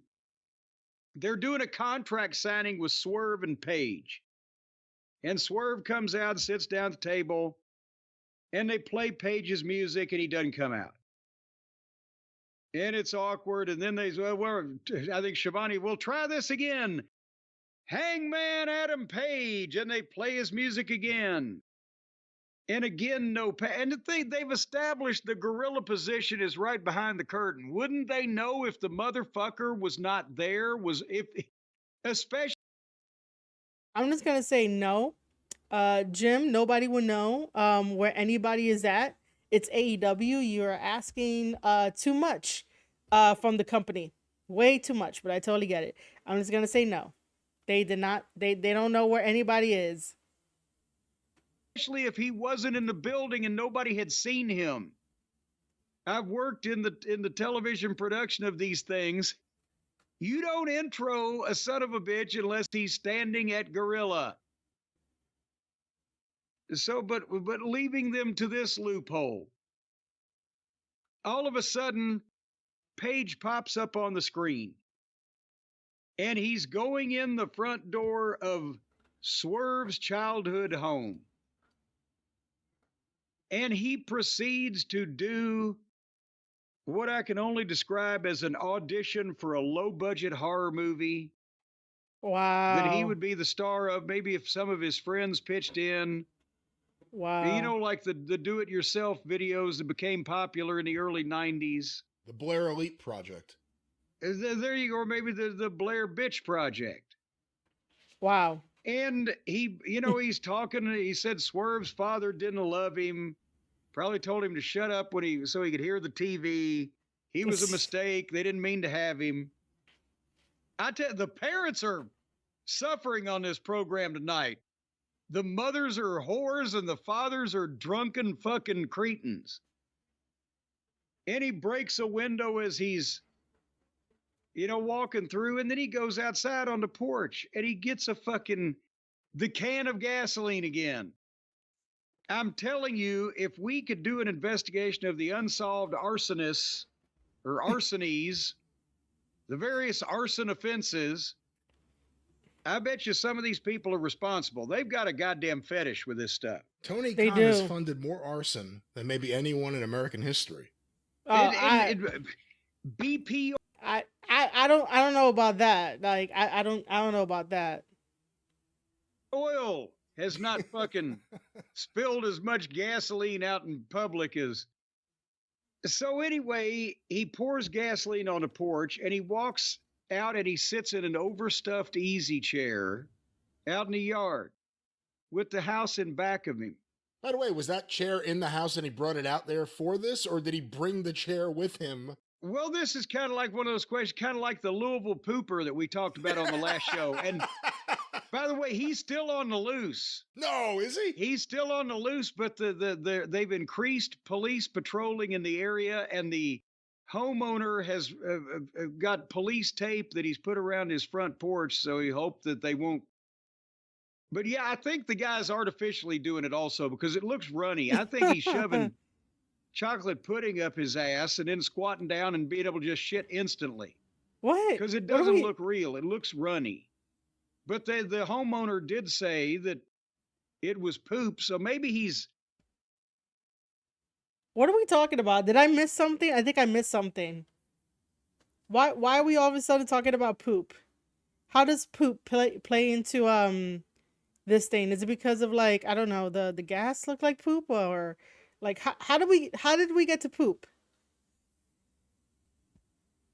Giving himself some kind of enema right before he comes up on the porch because it's just instantly you see from the video. I don't know, but maybe Adam Page could have just done that. Just taking a shit on his porch and left. We weren't going to sub-reference anymore. But anyway, the overstuffed easy chair that is somehow it's not a yard chair. It's a house chair. He's sitting in it. The house in back of him. He cuts another long, dramatic promo while Swerve is having to stand in the ring and emote. And oh my gosh, what can I do? What can I do? And then Page lights the gasoline and the flame goes in a trail behind him like in the movies because this was a special effect. And it goes up the porch and then suddenly the whole house just blows up like he lit the goddamn ammo dump at F Troop. And the problem is with all of this, when they pull back and he's in the yard, it's not the same fucking house. It had a Oh. railing across the porch. There was no railing on the other half. People were putting the pictures up on Twitter. Now, are they trying to say, was he out in the backyard? Did he put some type of goddamn plastic explosive in the rooms also to create this? It's fucking phony. See, that'd be the best story ever if all of a sudden next week they come out, he burned the wrong house. There's some Oh. family that he's But then why was Swerve looking at it going, oh, it's my fucking house? He should have been standing there going, you dipshit, you went to the wrong house. By the way, if Swerve lived in Washington, in Seattle, or somewhere in that area, and it's 3 hours behind what it was on the East Coast, and it was 10 o'clock. Why was it dark? Why was it so dark? Because they shot it in Virginia. Where else are you going to find a shitty house like that fucking burned at a moment's notice? And besides that, when they called the fire department and the fire department answered, the guy said, my house is on fire. And he said, whose house? And they said, Swerve's house. Oh God, that's funny. That's funny. So now this guy has burned down, even in the worst of neighborhoods. You know, if you burn down a house, that's approaching a six-figure loss these days, and significantly more in most places. In Washington State, it's expensive to have a house, yeah. Well, I mean, but let's take it, just get a look at the house. I mean, come on. I mean, I'm surprised that with a tornado that came through last week in that neighborhood, it did $3 million worth of improvements. But still. So they burned the man's house down now. Burning down the house. Hey! Fake show. And I'm glad it's over. So Fake show. last week Oh on the my fake God. show, Swerve was clearly the heel, antagonizing Adam Page. Yes. Adam Page finally dressed up that, and then Swerve just came right back at him. I've seen your wife. Made it real personal. Adam Page left. Who's the baby face? Who is the baby face? There is no baby face. I don't know if I'm rooting for either one of them. Okay, I'm gonna have to agree with him there because like there's obviously no baby face. AEW doesn't believe in baby face and a heel. And then when you bring it up, everybody wants to Everybody wants to get on you and be like, oh, they could do whatever they want. They can be whatever they want. They don't have to be babyface or heel. Well, guess what? Since the beginning of time of us creating professional wrestling, we created this, okay? We created professional wrestling. And in order to tell the superhero like stories that you fell in love with as a kid in the 80s and the 90s, and also even a little bit further, and even, more here, you need a baby face, you need a heel. You need that time, that old time classic, the fact that we don't have a baby face or a heel makes it kind of weird to root for, somebody. Like, who are you gonna root for? Like, you need to understand the clear motives and motivations of why they're doing what they're doing. Right now it's supposed to be a blood feud, but there's no blood feud about it. Okay, you visited someone's house and you did the creepy thing. You did the Randy Orton thing by going into the house and being like, I seen your wife, I seen your kid.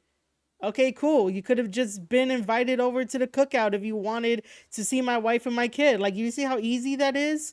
Like, it makes no sense to escalate it makes no sense to escalate an imaginary blood feud just so that people could be like, oh my God, this is the best story ever. And then when you ask them, like, hey, what is the story between Hangman Adam Page and Swerve? They can't tell you. They really cannot tell you. Drinking someone's blood does not make it a blood feud. And by the way, that is very unsanitary. And I do not want wrestlers drinking another person's blood unless it's like Kool-Aid or like fake blood or something. But you do not want to drink someone else's blood. You need to get tested if you drink someone else's blood. Like, all the stuff in modern medicine that we know, AEW breaks all the rules as if they are immortals, and they're not immortals. They're human beings like the rest of us. But no, Hangman Adam Page has to drink some blood to be like, I'm hardcore, I'm tough. Bro, you haven't been tough since Jay White exposed you so many years ago in like 2015 and in New Japan Pro Wrestling. So like, you can't get your tough card by drinking some blood.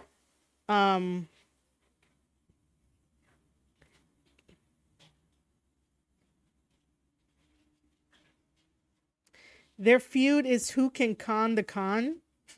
That's a very interesting take.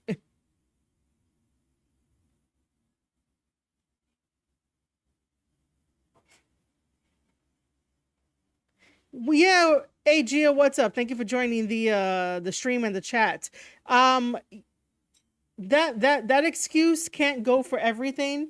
We did that for what, like the past 3.5 years, 4 years, 5 years, to say that they're just fighting to see who's the best. We can't keep using that excuse. Not at all. Because if you when Paige can say, well, I burned your childhood home down, but you terrorized my baby. Remember when he broke in Paige's house and terrorized the baby, the unseen baby in the crib? That's right. Mm-hmm. The unseen people in this house. We have no idea what was happening in this little house. Again, the funny thing would be if they kept the camera rolling and some guy ran up. That's my house. What have you done to my house? Either that or they should have got the special effects guy to do the thing they did with old Jungle Jack off on the pay-per-view and have a guy run out on fire. And, oh shit! Oh goddamn! This is not Swerve's house. Swerve's house is that one, and there's like an inflatable knot. I don't even if it was Swerve's house, it could have been Swerve's uncle, Uncle Swerve, and he could have fucking run out. Oh goddamn it! So again, they have the pay-per-view in a few days. We're not even doing a preview clip because there isn't enough time. The pay-per-view's right around the corner. Well, yeah, and they're announcing main events as we speak. As we speak, so we don't even know what'll happen. But they do this to heat up, quite literally, this feud going into this pay-per-view. Again, this is during the overrun. Dave Meltzer says he studies it and it goes up and it goes down. We've been, it seems like every single week, talking about it being a big loss. Yeah. For everything with Danielson and Swerve. We'll see what happens with this. what do you think is, is this a moment that will propel interest? Is this a moment that's akin to jumping the shark or literally lighting the house on fire? Yeah, I was thinking Shark Week, because even the most devoted fans have to laugh at this, don't they? That they've gone this far and trying to make people believe this shit, and they can't even make the house look the same.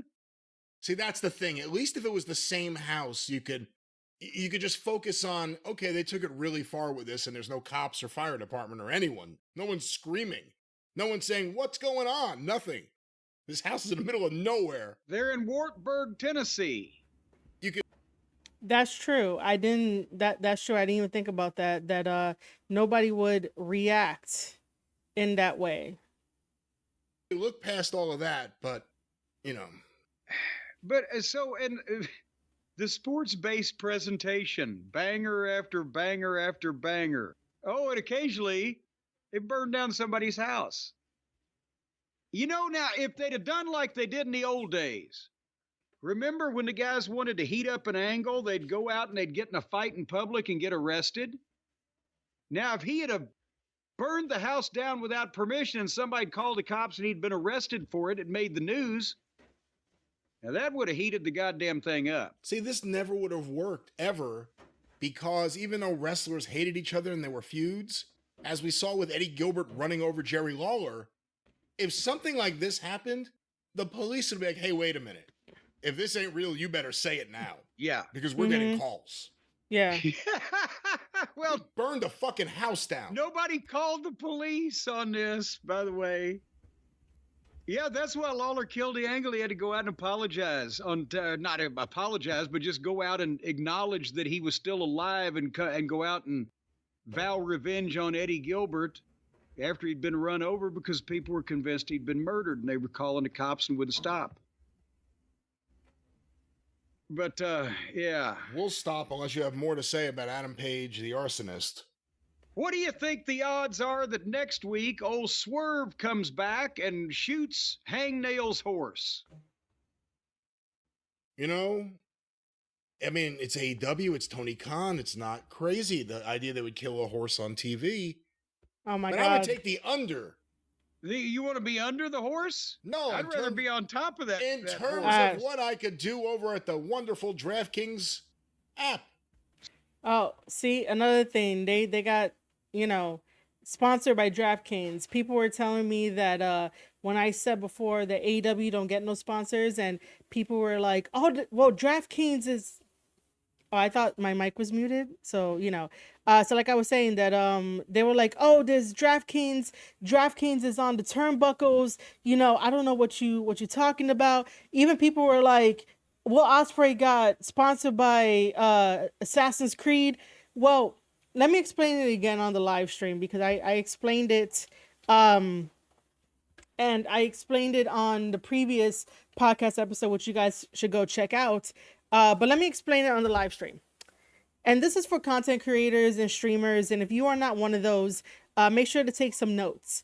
Okay. So what happens is that a sponsorship means that a brand will reach out to you and be like, hey, we like your community. We see what you do. We're going to offer you X amount of money for these deliverables. Now, let's plug that into something that we know best, meaning that we know WWE.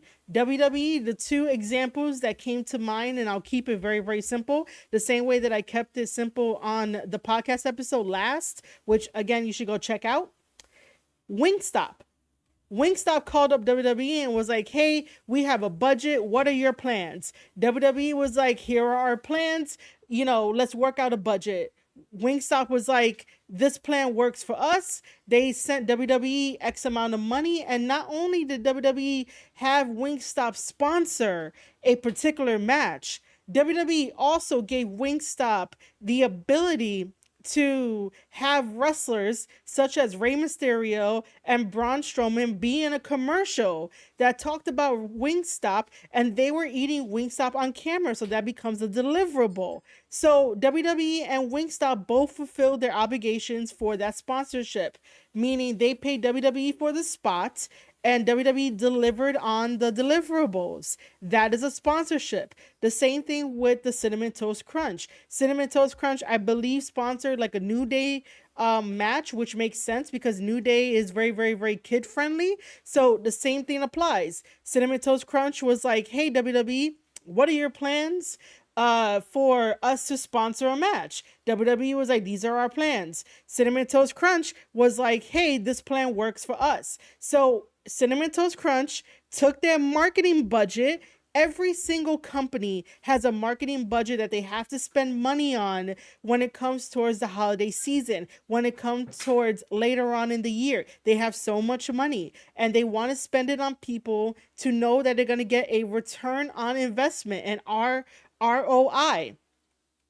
And so Cinnamon Toast Crunch is like, WWE, here's the money. We're going to sponsor this match. And the reason why they do this is so that way you, the consumer, whether you are there live at the event or you are at home, you are basically looking at it, the product placement, and you might end up getting hungry. So with Wingstop, there, you're probably like, oh, we should go buy some Wingstop. Who doesn't like wings, lathered in amazing sauces? Like, who doesn't like that kind of stuff, right? So you can either Uber Eats, some Wingstop, go out there and get some Wingstop, and guess what? You're spending money on the product, which means that the marketing money that they spent in terms of sponsorships towards WWE, they're going to make that money back because of you, because you are the return on investment. The same way of Cinnamon Toast Crunch. Who doesn't like cereal, right? So if you see that a match is sponsored by Cinnamon Toast Crunch and you're watching, WWE at home, or you're watching WWE like live, you might be like, hey, I'm starting to get a craving for Cinnamon Toast Crunch. Let's go to the supermarket. Let's buy the Cinnamon Toast Crunch. And that money is going to end up going back to, I believe Kellogg's has Cinnamon Toast Crunch, or the company has it, and that's a return on investment. That means that you went out of your way to spend money, the money goes back, and that marketing budget gets to go to WWE, and that is a sponsorship. Those are healthy sponsorships because they're hoping that the consumer that's watching WWE is going to go out and buy the product. Now, when it comes to things like DraftKings sponsors everybody. They don't sponsor us. Oh, General Mills, Cinnamon Toast Crunch is General Mills. Thank you to Gio in the chat for letting me know, because it was either one. It was either General Mills or Kellogg's.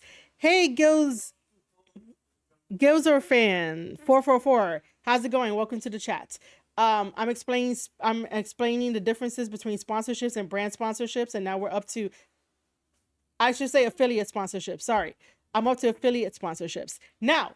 When it comes to DraftKings is basically an affiliate sponsorship / brand sponsorship, but DraftKings sponsors everybody. DraftKings have not sponsored us.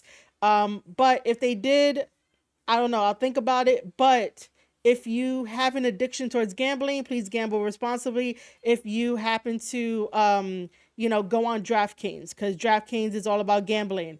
But DraftKings is basically a brand affiliate sponsorship that when they partner with somebody, they partner with them because they know that they have a lot of fans. They know that their community is active. So that person is going to basically read out what they want them to do. So they're like, hey, this is sponsored by DraftKings, and if you click my link, you will get all these benefits, and if you spend $5, you can end up getting all this like cool stuff, right? So what happens is that when you click on that link and when you sign up with your $5, the person that's telling you to click on their special link is going to get a commission out of that.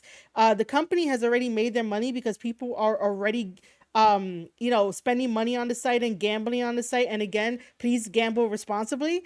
But the company already has their money. So the person who is telling you to click their link is basically making a little more revenue on the side, and they're getting a commission for that, and then the brand like gets the rest. It's very, very, very similar to us being sponsored by Uno, which Uno has sponsored this stream and the previous streams before. And I say, hey, go click my link, download the game Uno. Let's crush some goals and get up to level 10. And that would help me out greatly. If you ever wanted to know how to help out a streamer or a content creator directly when they say to, hey guys, we're sponsored by Raid Shadow Legends, we're sponsored by Uno, we're sponsored by, Monopoly, we're sponsored by Fortnite. And when you go click that link, it helps out the creator gets a commission. So there is a difference between a sponsorship. So when I say that AEW does not have sponsorships, they don't have sponsorships.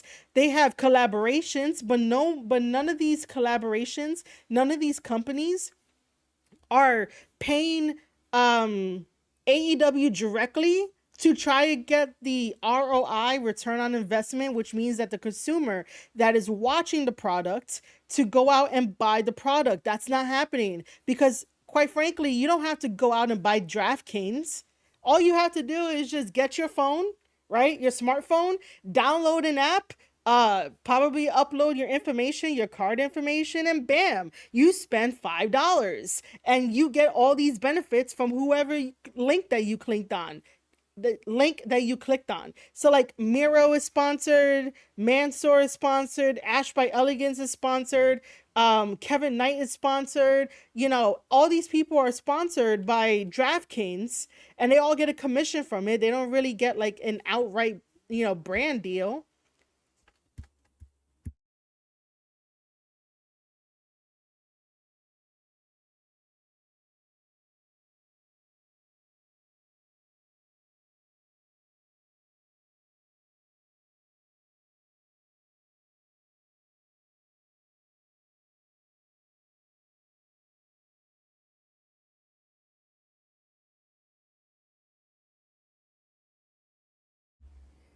Okay, so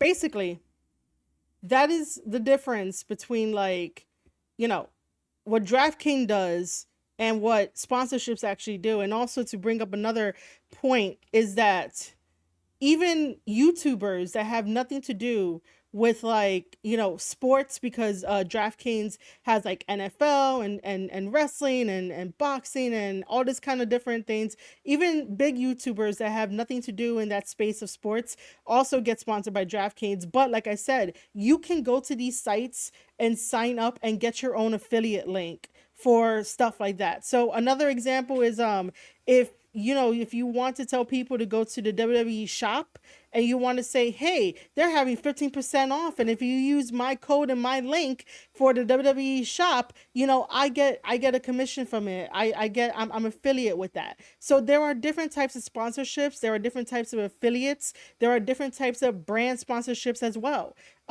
So again, when I say that AEW doesn't have sponsorships, they don't have sponsorships because no one is paying AEW directly to get that return on investment from the consumer that is going to go out and buy the product. Like, that's not happening. Like I said, no one is going out to buy DraftKings. No one really went out to go buy the game that Kenny Omega promoted, which was Like a Dragon. And Kenny Omega's like, oh my God, I love this game so much. Oh my God, this game is amazing. This is a fighting game. Oh my God. We haven't heard a word about Like a Dragon. Like a Dragon, came out and died. So that was a collaboration. The same thing with Assassin's Creed Shadows, collaborating with Will Ospreay, but it's not going to make a difference. They obviously didn't. I don't think they paid him up front. I mean, they could have paid him up front, but these big corporations, when are they truly paying somebody up front? If we're gonna be honest. The time that they had Leatherface on AEW, that was a collaboration. So AEW is not getting sponsorships. And the one sponsorship that they did have, or even the ad that they did have, was like Domino's, but that Domino's was like, yo, we're not gonna be on AEW television because Nick Gage over here ended up using a pizza cutter to basically go across Chris Jericho's head in that picture-in-picture thing. So like, you know, they lost Domino's. How do you lose food? I like Domino's.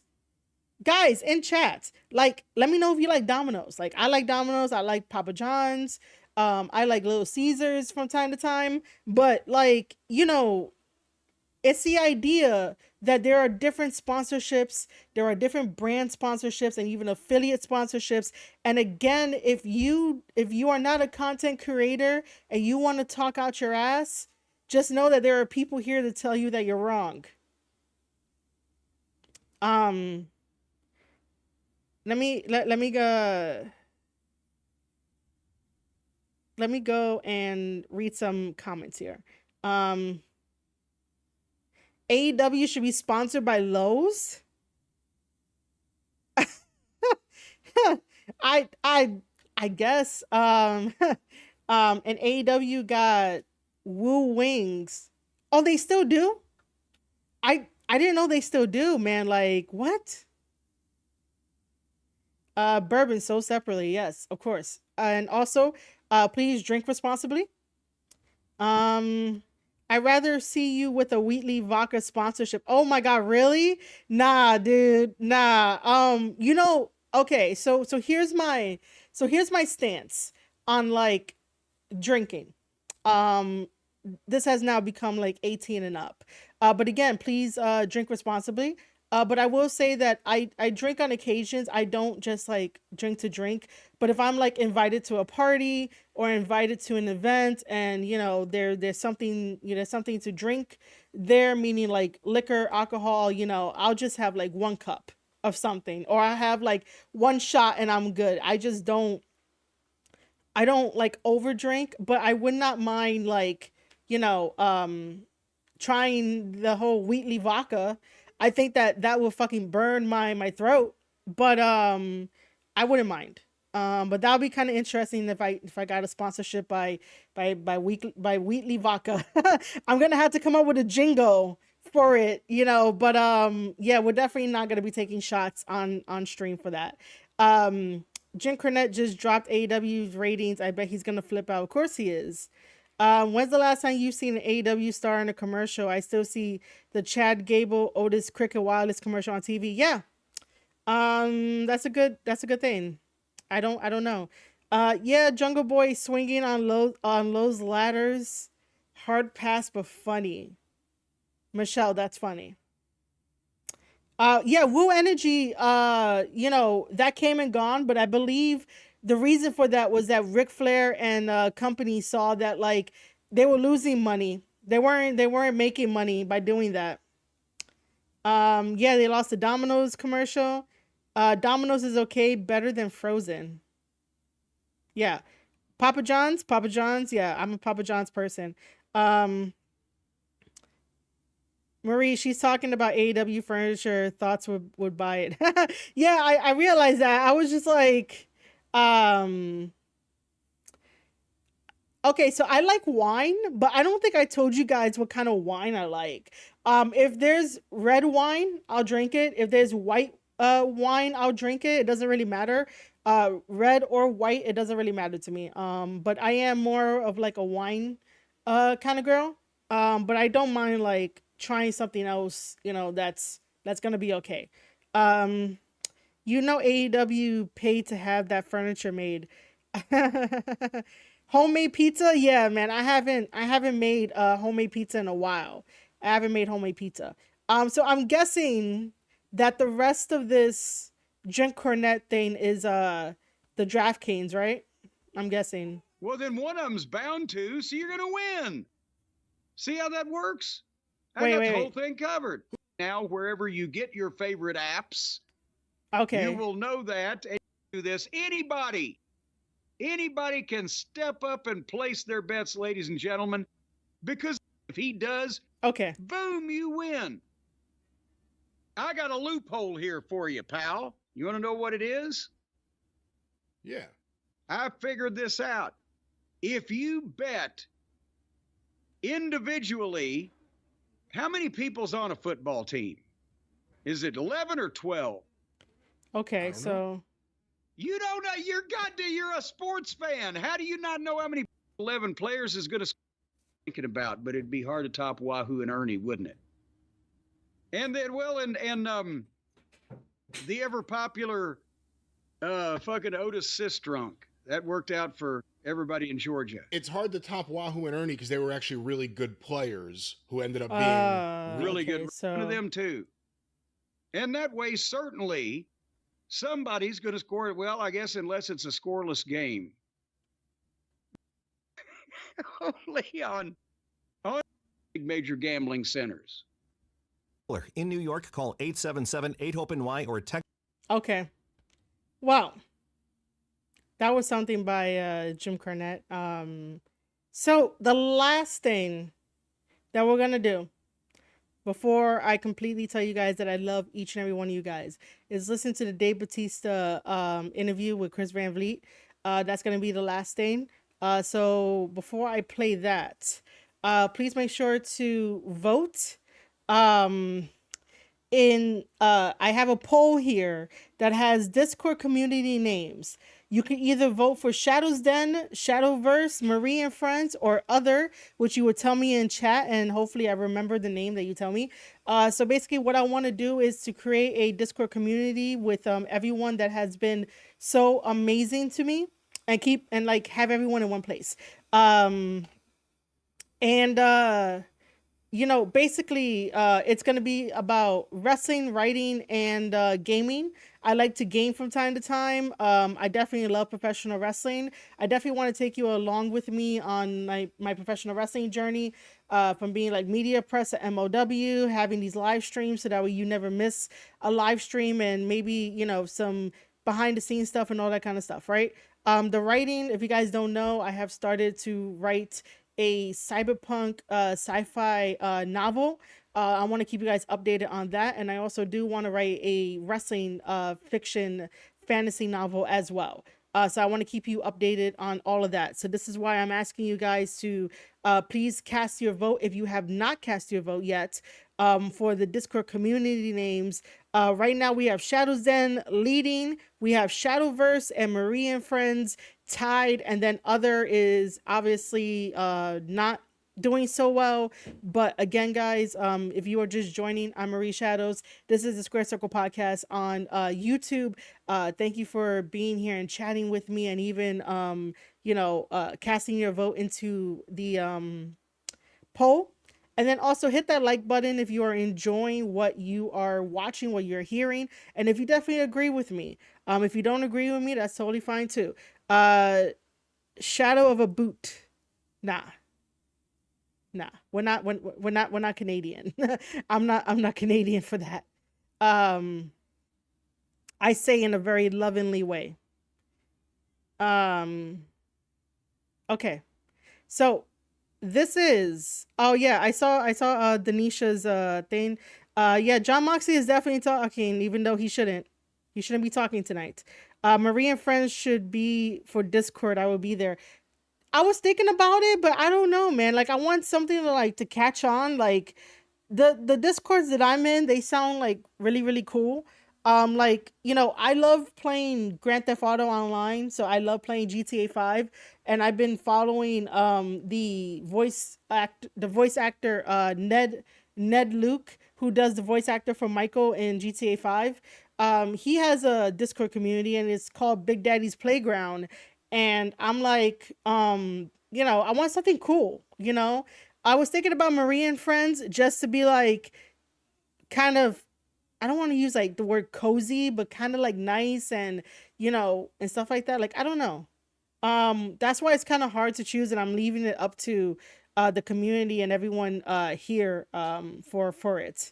Marie's Happy Place, nah. I appreciate that, but nah. Okay. Like I said, this is the last thing that we are watching today. But yeah, make sure to vote inside that. Make sure to vote. Feminine slams? Nah. I want to keep it. I want to keep it equal. It's for everybody. A chip on my shoulder to prove that. I'm not in award-winning conversations. I want to be in those conversations. I ended up leaving the company because I wasn't afforded the opportunity to do stuff outside the company. Deacon Bautista is now one of the biggest movie stars on the planet. Queen of Peace. I don't know about that, man. Marie's friendship bracelets. People might get upset at me. I really don't like friendship bracelets. Like, I never got into that. Like, listen, man, I never got into Marie's friendship bracelets. I never really got into that. Go for me, Marie. Cozy for it.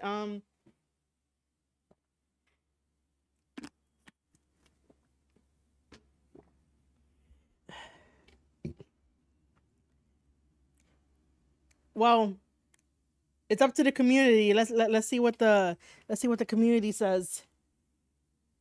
But then again, I will say this though, that when I created or started creating the Discord, that I would like everyone to be there. The first thing I did think of was like Marie and Friends, just because I was like, you know what, it could just be that. You know, Marie and Friends, it's me and everybody else that has been like helping out so much for the YouTube channel, so much on everywhere else, you know. But like I said, it's for the community. We'll see what happens at the end. So again, if you have not casted your vote and you are currently watching and you're lurking, please just go do so. I don't think about myself like that. I'm just getting started, but I'm coming into my own. Do you feel like you made it to the top in wrestling? No, but I think what I did, I'm proud of it. Have you been slimming down? Absolutely. At 6'4", 240 pounds, next to your typical actor, I look like a gorilla. You getting an evolution. Mark Jindrak, that spot. No, he never had that spot. I got injured. They didn't want to keep waiting for me. They thought they should fill the spot. So this episode with Bautista has been a long time coming. I think we were talking about doing this for like the last year or so. But perfect timing here. His new movie called The Killer's Game comes out on September 13th. It's also the film debut of Drew McIntyre, who was just on the show last week. And if you've ever enjoyed any interview that we've ever done on the channel, could you at least just consider subscribing to the channel? And before we get to the conversation, this episode is brought to you by Factor. Factor's fresh, never frozen meals are dietitian approved and ready to eat. Okay, so you see, Raheem, don't tempt me. I might do that. I might just go with that. Maybe not, but don't tempt me with that. That's pretty cool. Marie's Bodega. Hey guys, I want you to join this Discord community that I made. It's called Marie's Bodega. Like, I don't know. By the way, I stopped it here because this is what I was talking about. You can actually, you know what? Okay. You guys remember when I was talking about, like, you know, affiliate sponsorships? Well, Factor is also an affiliate sponsorship. So throughout my like content creation career and like streaming career, like combined into one, I've been sponsored by HelloFresh, Magic Spoon, Fortnite, Uno Monopoly, Ray Shadow Legends,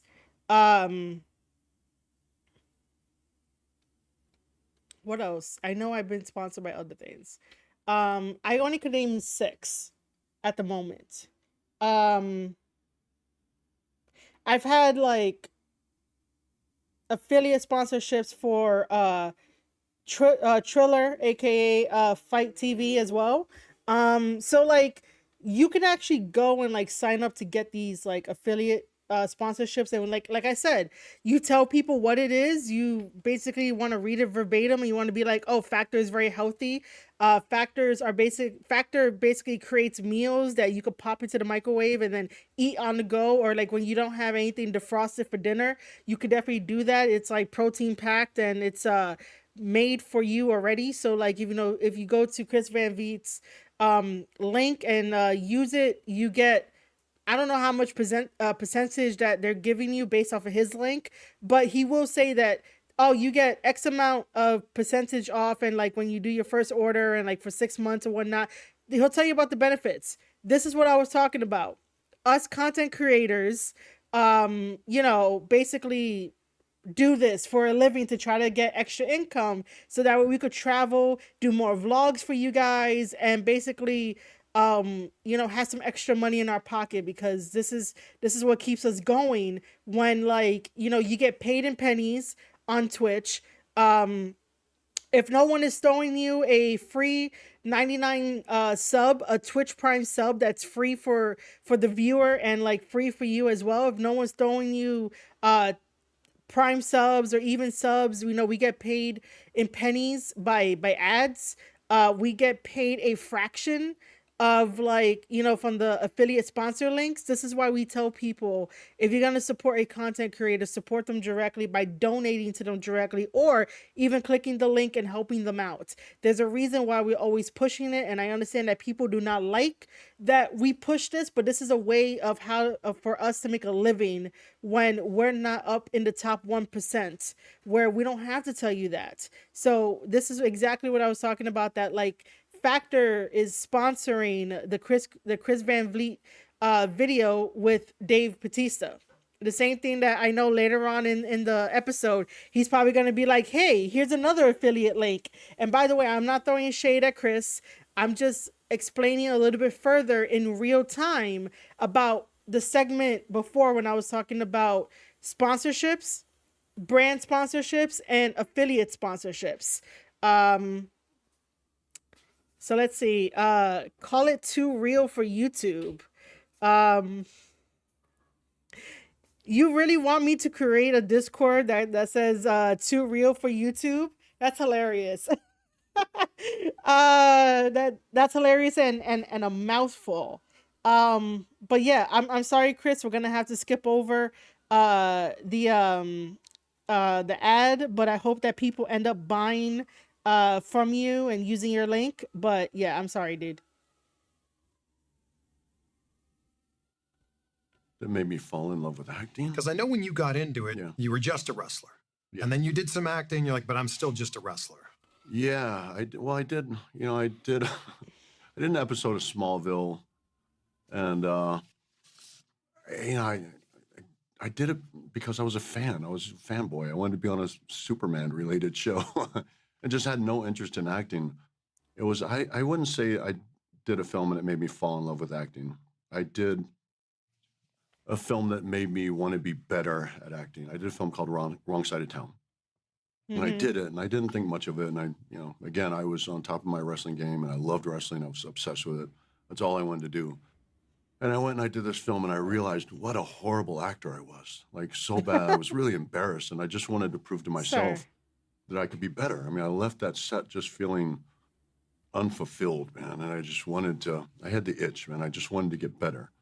And so it was, Wrong Side of Town. That kind of started my whole journey. It's pretty crazy to think that Deacon Bautista is now one of the biggest movie stars on the planet. It's weird hearing that. It's weird, because I don't. Wow, that made Batista uncomfortable. I did not think that you could make Batista uncomfortable, but that made him uncomfortable. Even though he had to think about it for a second, like, that was. I'll give it to Chris that was clever on his part for him to bring it up that way and for him to phrase it. But, like, Batista was like, oh damn, like, it felt a little awkward in there. They say that he was very shy, quiet person in wrestling school. Cornette talked about it. Yeah, I could see that Batista was like a quiet guy. I could see that back in the day. Now it's just like, I know he could talk. I don't think about myself like that at all. I feel like I'm really just, I'm really starting to break into my own. My career's really starting to. It like took all these years to kind of. I feel like I'm just getting started. Like, now I'm starting to get lead roles. Now I'm starting to build on my career, and they're not like massive lead roles. Like, I'm not doing massive, studio, 150, $200 million films. Like, I'm not on the top, so I'm not like a big movie star. Do you want to? But I'm coming into my own. Do you want to be at that level? I do. I do want to be at that level, and there's a particular reason. For one, I really want my company to be successful. But also, I've kind of learned throughout my journey that the bigger star you are, the more you can get things done. It's just easier to get things done, man. People are it's the nature of business. If people see you as a commodity, they see that you can generate money. Same with wrestling. Yeah. If they see that you can generate revenue for the company, then they'll make you a star. Is one of the hardest things about your position now is saying no to stuff? No, it's not hard to Just say said no no. either. Yeah, no, it's not hard to. I turn down stuff all the time, and it's just, and I turn down good stuff. It's just, I have pieces of a puzzle that I'm trying to put together, and that's kind of the way I've gone throughout my career. I want to do this, I want to do this, I want to do this, and I hope all these pieces will lead to one big, beautiful piece of art. So if we look at the puzzle right now, how complete is that puzzle? It's pretty complete. I've got little pieces of it. Like I still want people to see me as someone who can carry like maybe a smaller, independent, dramatic role and not rely on my physicality, anymore. I haven't really completely broken into the rom-com space, and I'd still like to conquer that, which is not, getting easier because I'm not getting younger. Hey, listen, Batista with that salt and pepper beard, right? The tallness and, him still having some muscle on him. Listen, ladies love a guy with a salt and pepper beard, bald head. He'll be fine in a rom-com if he's like a little bit older. He'll be fine. Most ladies like older men. So the rom-com would be fine. I would watch it. If he was in a rom-com, I'll watch it. So no, I don't know how much people want to see a guy in his mid-50s in a rom-com. I don't know. I hope there's an audience for. Ladies like older men with a salt and pepper beard. I will say that again. Ladies like older men that have a salt and pepper beard, that have the muscles and all that kind of stuff. He'll work in a rom-com. Batista, don't worry, you got this. Okay, I would even watch it. I was gonna say, well, look at John Cena. John Cena is in his 50s. It's kind of weird talking about these guys in their 50s, and like he could play in rom-coms and and stuff like that. Like Batista could do it too. Batista, I believe in you, man. For that, but I don't know. It's but that kind of. There's still a few pieces that I'm trying, and I haven't done like a massive. I haven't like. I'm hoping that Killer's Game turns into my John Wick. I feel like multiple films. Yeah, because I love the world. I love the characters. I love that you can go anywhere with this. It's a hyper world. We can go as far as our imagination can let us go. Yeah. Have you been slimming down in order to play these other roles? Yeah, absolutely. I started trimming down for a particular reason. One, I started trimming down because I just got fat. I got fat. Your version of fat is not fat. No, I got really big for a role, and it was uncomfortably big. Knock in the cabin? I figured knock in the cabin. I got really big. I was like around 315 pounds, and I put the weight on really fast. So like 315 in WWE? No, definitely not. When I was younger, I was carrying lots and lots of muscle. This I had to put on between films. I had a very short period of time to put this weight on. I packed it on with French fries and pancakes. That's how I did it. And the director he packed it out with French fries and pancakes. Asked me. He said, I don't want you to look like a power lifter. I just want you to look like a great big guy. And so now looking back at it, man, I probably overdid it. I was probably a little too big. But at the time, I was just thinking, I got to get big. And I put on an uncomfortable amount of weight, and it took me forever to shed it off. And then I noticed, the more I trimmed down, the better I felt. And I also noticed the more I trimmed down, the better I looked on camera, the better I looked next to other actors, because typically even at this weight, it's weird because people think, for me, people say, God, you're skinny. I've even saw online, some people are worried about my health. And when I say it out loud to people, I'm 6'4", 240 pounds. Yeah. Which sounds like when you say that out loud, it sounds like I'm a big person. Sounds like you'd play in the NFL. But to me, because people have seen me so much bigger over the years, they think I'm like anorexic, but I'm just a large human being. So at 6'4", 240 pounds, next to your typical actor, I look like a gorilla, and it's distracting. So I'll probably lose like a few more pounds. But then that's, I mean, because I'm basically killing myself to be this trim. I mean, I'm training hard. I'm not only training hard, but my calories are pretty restricted. And what are we talking? Oh, damn. I don't know, maybe 2,500 calories a day. That's like enough for someone my size. Yeah. For me, it's like nothing. I mean, I'm just Yeah. not eating much. And I'm not starving or anything, but I am like that. I don't like an intermittent fast, so I don't eat for like I haven't eaten yet. It's like almost 1 o'clock. Wow. And then I typically don't eat like. Okay, I'm just gonna say that I don't like that method, but you know, if it works for you, it works for you. But I just personally don't like that method. 3-4 hours before I go to bed. So it's just like a very few. That's a short window. A short window. Yeah. The thing that I think is so great about you is when you say, I'm going to see a Dave Bautista film, that could mean anything. Like you don't have a specific type of movie. Right.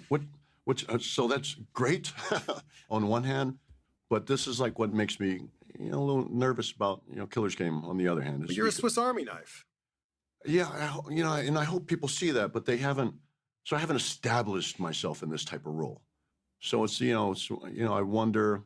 I still have to guess. I hope that people want to see me in these types of roles, but I just don't know because I'm not established. They've seen me in one action film. I love Dave in that action film. He's got a new one coming out. I'm going to see it, but they haven't really seen me in this type of film. So I'm hoping that their curiosity or they're just, big enough fans where they know that I'm going to put my all into this and they'll be willing to go out and see it. But when we see your, I mean, hold on, we gotta talk about this for a second. Dave Bautista was basically Drax in the Marvel universe for Star-Lord and it's Marvel, right? It's not DC, it's Marvel. He was basically Drax and that was amazing. I enjoyed his work. But then again, I'm a fan of Bautista, so I'm always gonna go like watch his movies and I'm always gonna try to support him in like one way, shape, or form. So he needs to like believe in himself, man. Like, fans are gonna be fans. Movie watchers are gonna be movie watchers, but like he's doing pretty good in like movies. Like I enjoy like his work. Yeah, the whole intermittent fasting thing doesn't sound healthy. But I will say this, and that what it does is that your body feeds on the stored fat that you have, and then like you eat later on. So you skip breakfast, your body is waking up, and the stored fat that you have, your body basically eats it for like the energy and the nourishment, and then you just like eat later on. And then you start your day. The Rock eats 8,000 calories a day to maintain his size. The Rock is The Rock. That's it. The Rock is The Rock. They say he has he's very self-conscious. You could hear it in his speech, but I'm like, yo, Dave, you're doing well. You're doing well. Yeah, I mean, listen, the people who do intermittent fasting are not doing it to the point where like their organs are gonna shut down. They're not doing that. They are basically skipping breakfast, and then lunch they'll be able to like start eating. That's how it goes. But they just restrict like how much calories they're taking. They probably do a lot more like cardio and maybe some workout to get extra burning going and stuff like that. But I totally get it. I totally get it, Michelle, that like it could lead to that, but none of them are doing that. Terry Crews ends up doing intermittent fasting like all the time. So basically, like I said, all it's doing is that your body, when it wakes up in the morning, if you don't eat in the morning, your body is going to start using the stored fat, which is not bad or good fat. It's just that your body is meant to have fat in order for you to like still function during the day. But I do understand that like, fat may not always be appealing and stuff, but your body still needs some type of fat. So if you wake up in the morning and don't eat until like 1-2 o'clock, your body will basically wake up the reserved fat in your body and use that as fuel and energy until like it could get some protein, it could get some carbs in your body. Protein and carbs are probably like the main stuff. I can't think of like any other like words, but don't worry. Anybody that does intermittent fasting, they're not doing it to the point where like the organs are gonna shut down. They're not doing that. Yeah, Bischoff. Listen, the transformation of Eric Bischoff is astonishing in a very, very good way. I just cannot do what he does. So in addition to like to intermittent fasting, he also does the carnivore diet. Like, listen, I love my meats, okay? Like I love my meats, but I need like rice, maybe some like mac and cheese, and I'm not talking about like all together on like a huge ass plate, but like um if you guys want to know, I am currently marinating a little mini pork shoulder, right? um and I am currently marinating it, and I like to have that with rice and some greens, some cucumbers, some spinach, some leafy greens. Excuse me. I cannot like just have the meat by itself. Sometimes I need to have like a side with it. But yeah, Bischoff does intermittent fasting and a carnivore diet, and sometimes he just eats once a day. um yeah, I mean, you can incorporate intermittent fasting, like, once like once a week, just so that way your body can like filter out some stuff. um oh, okay, cool, cool, cool. That's awesome, because I always like to have a medical uh person in my chat or just somewhere around, and be like, yo, I have questions, let me ask you some questions. So like I would, I love that. um Yeah, yeah, you do. You do gotta get your glucose levels and your hydration levels as well. That's why they say that when you wake up in the morning, don't just have that first cup of coffee. Make sure you drink some like water, like a cup of water, or maybe like 2 cups of water, before you have like your first cup of coffee. Because like the spikes and all that, and from my experience, because I love coffee, ever since I started implementing, like when I wake up in the morning, I have water to like rehydrate like my cells and my body is still waking up. So because I have water first thing in the morning, and it's always cold water from like the refrigerator, um after that, then I can start making my breakfast and have my coffee, and like I feel so much better. Before that, it was breakfast and coffee, and I was always thirsty afterwards, so I decided to switch it up, and like I feel way better doing water first thing in the morning, and then breakfast and coffee like right afterwards. um yeah, I used to have my Fitness Pal. I just stopped using it. But yeah, I used my Fitness Pal, and that helped me a lot to like lose weight in the beginning. um s-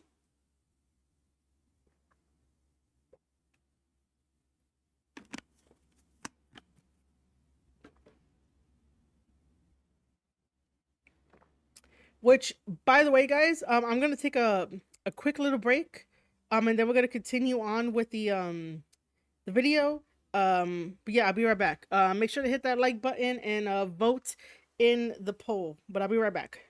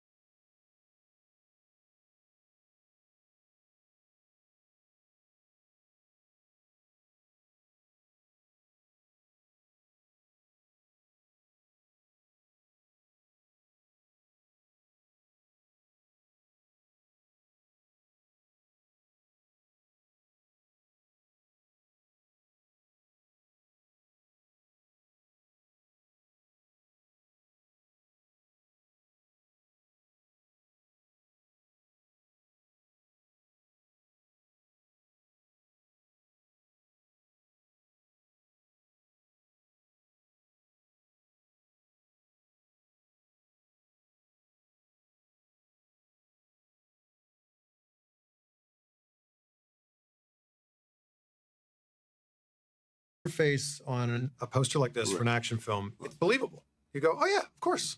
He's an action star. I hope.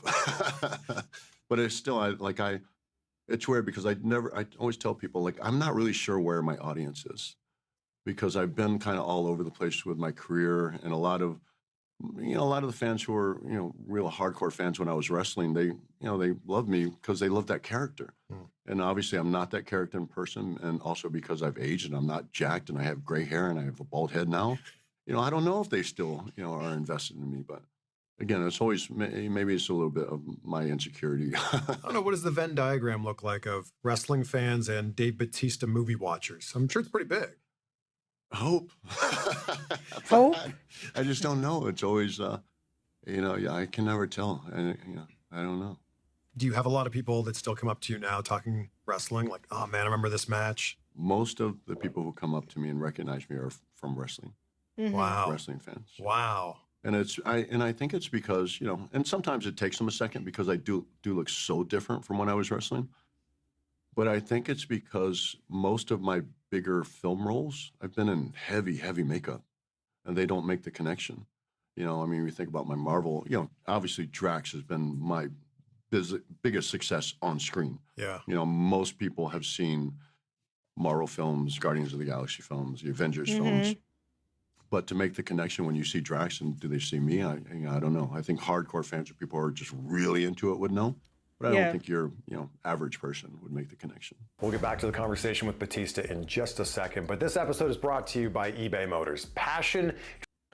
Didn't I call it there'll be a second type of affiliate sponsor link in the video? eBay Motors. Oh my God. Same concept applies. But I'm sorry, buddy. I'm sorry.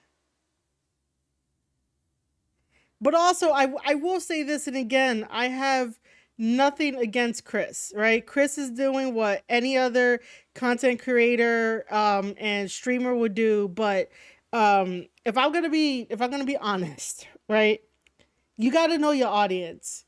You can't just throw any affiliate sponsor link out there and think that it's gonna take. You have to know your audience, so that way your audience your audience can believe that you believe in the product that you're trying to sell them, right? Of course, we think about eBay. Everybody goes to eBay for something, right? Whether that's for trading cards, for working on their car because he wanted to do eBay Motors. But I just want to put that out there as not no shade or anything like that, but you need to know your audience. When you know your audience, that is when they're going to spend the money and click on the link and help you get the commission and the revenue from that affiliate sponsor link. From anything that I have ever learned about doing affiliate marketing and having brand sponsorships and being like, oh, this video is sponsored by this video is sponsored by that. I wish that wrestling content creators can have more good affiliate sponsorships in the space, because we know our audience. Our audience is very, very, very niche. If I started doing more for WWE stuff, I bet that, my fan base is going to go out and use my link and go shop at the WWE shop, and I'm helping them out. I'm helping them to save money, So I'm just going to put it out there that you need to know your audience with anything and everything. It can't just be hey, I'm just going to put this, I'm going to put that. And it seems kind of random and they don't really connect.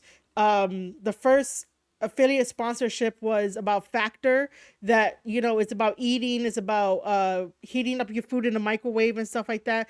And then the second one is about eBay Motors, and it's yeah, somebody could go fix their car and go from point A to point B, and I get that, and but then how does that connect with the Factor one? How are people going to trust you and your knowledge and your judgment about telling people, hey, click my link, you get X amount off, here are the benefits? This is just me asking questions. Again, no shade given towards Chris, but you gotta know your audience sometimes. And because you are the speaker of what you're doing, your value and your knowledge is what helps viewers end up helping you with your affiliate link, and you get the commission with it. Just saying.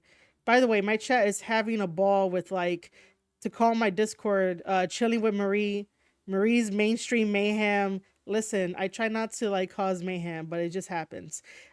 She does like wine, so chilling is good. Chilled wine, chilled Marie. Chilled Marie. Listen, listen. I like fall. Okay, I like fall. I like August stuff. I like winter as well, but you know, I guess chilled Marie. You're gonna have me like, you know, Mrs. Freeze, you know, chill it with Marie. Oh my God, you guys. You guys are awesome today. I appreciate each and every one of you guys. But listen, the poll, as soon as we're done watching this video and I give like the outro, the poll is gonna end. So if you have not voted, please go do so. Shadow's Den is in the lead. Shadow's Verse and Marie and Friends are tied, and of course Other is you know, not really there. Seasons of Marie. Nah, we're not doing no Seasons of Marie. It always surprises me, yeah. It always surprises me that people... So where were you, for people who don't know? Well, before I got Drax, I was broke again. But I think people... It's weird because I don't know how people thought that I was brought up. But I mean, when I was a kid, we were, a lot of times we didn't have food. Me, my mom, and my sister slept in a basement of a house in D.C., and we all shared one bed. I mean, I didn't grow up with money. I grew up with less than no money. I had a pretty rough childhood, and I was broke until I was well into my 30s. And this is what led me into wrestling. I was broke and had 2 kids, and I was bouncing, and I couldn't afford to buy my kids Christmas presents one year, and I had to borrow money to buy my kids Christmas presents. And I was so humiliated that I said, I got to make a change. I got to do something. I didn't have... I forgot he had kids. By the way, I forgot he had kids. Many choices because I had no education. I was a high school dropout. And so I started, I was an athletic person. I was enormous. And I thought, I'll give wrestling a shot. And I failed in my first attempt, and then I paid someone to teach me how to wrestle. Alpha the Wild Simone, God rest his soul. It was so heartbreaking that he's passed away. Yeah. And that was kind of it. That's where my journey started. But even after that, it was a Marie and homies? I don't know, man. long road.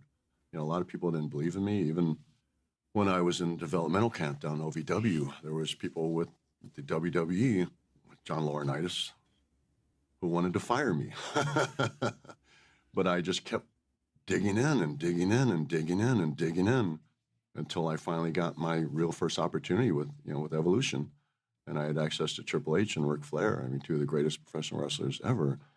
And I wasn't going to blow my shot, man. So I just, I had blinders on. I put everything else on the back burner and focused on my wrestling career. That OVW class of 2002 is talked about all the time. It's legendary, right? Mm-hmm. Did that help you or hurt you? Like help you in the fact that you're learning and growing with Randy Orton and John Cena, Brock Lesnar and Shelton Benjamin?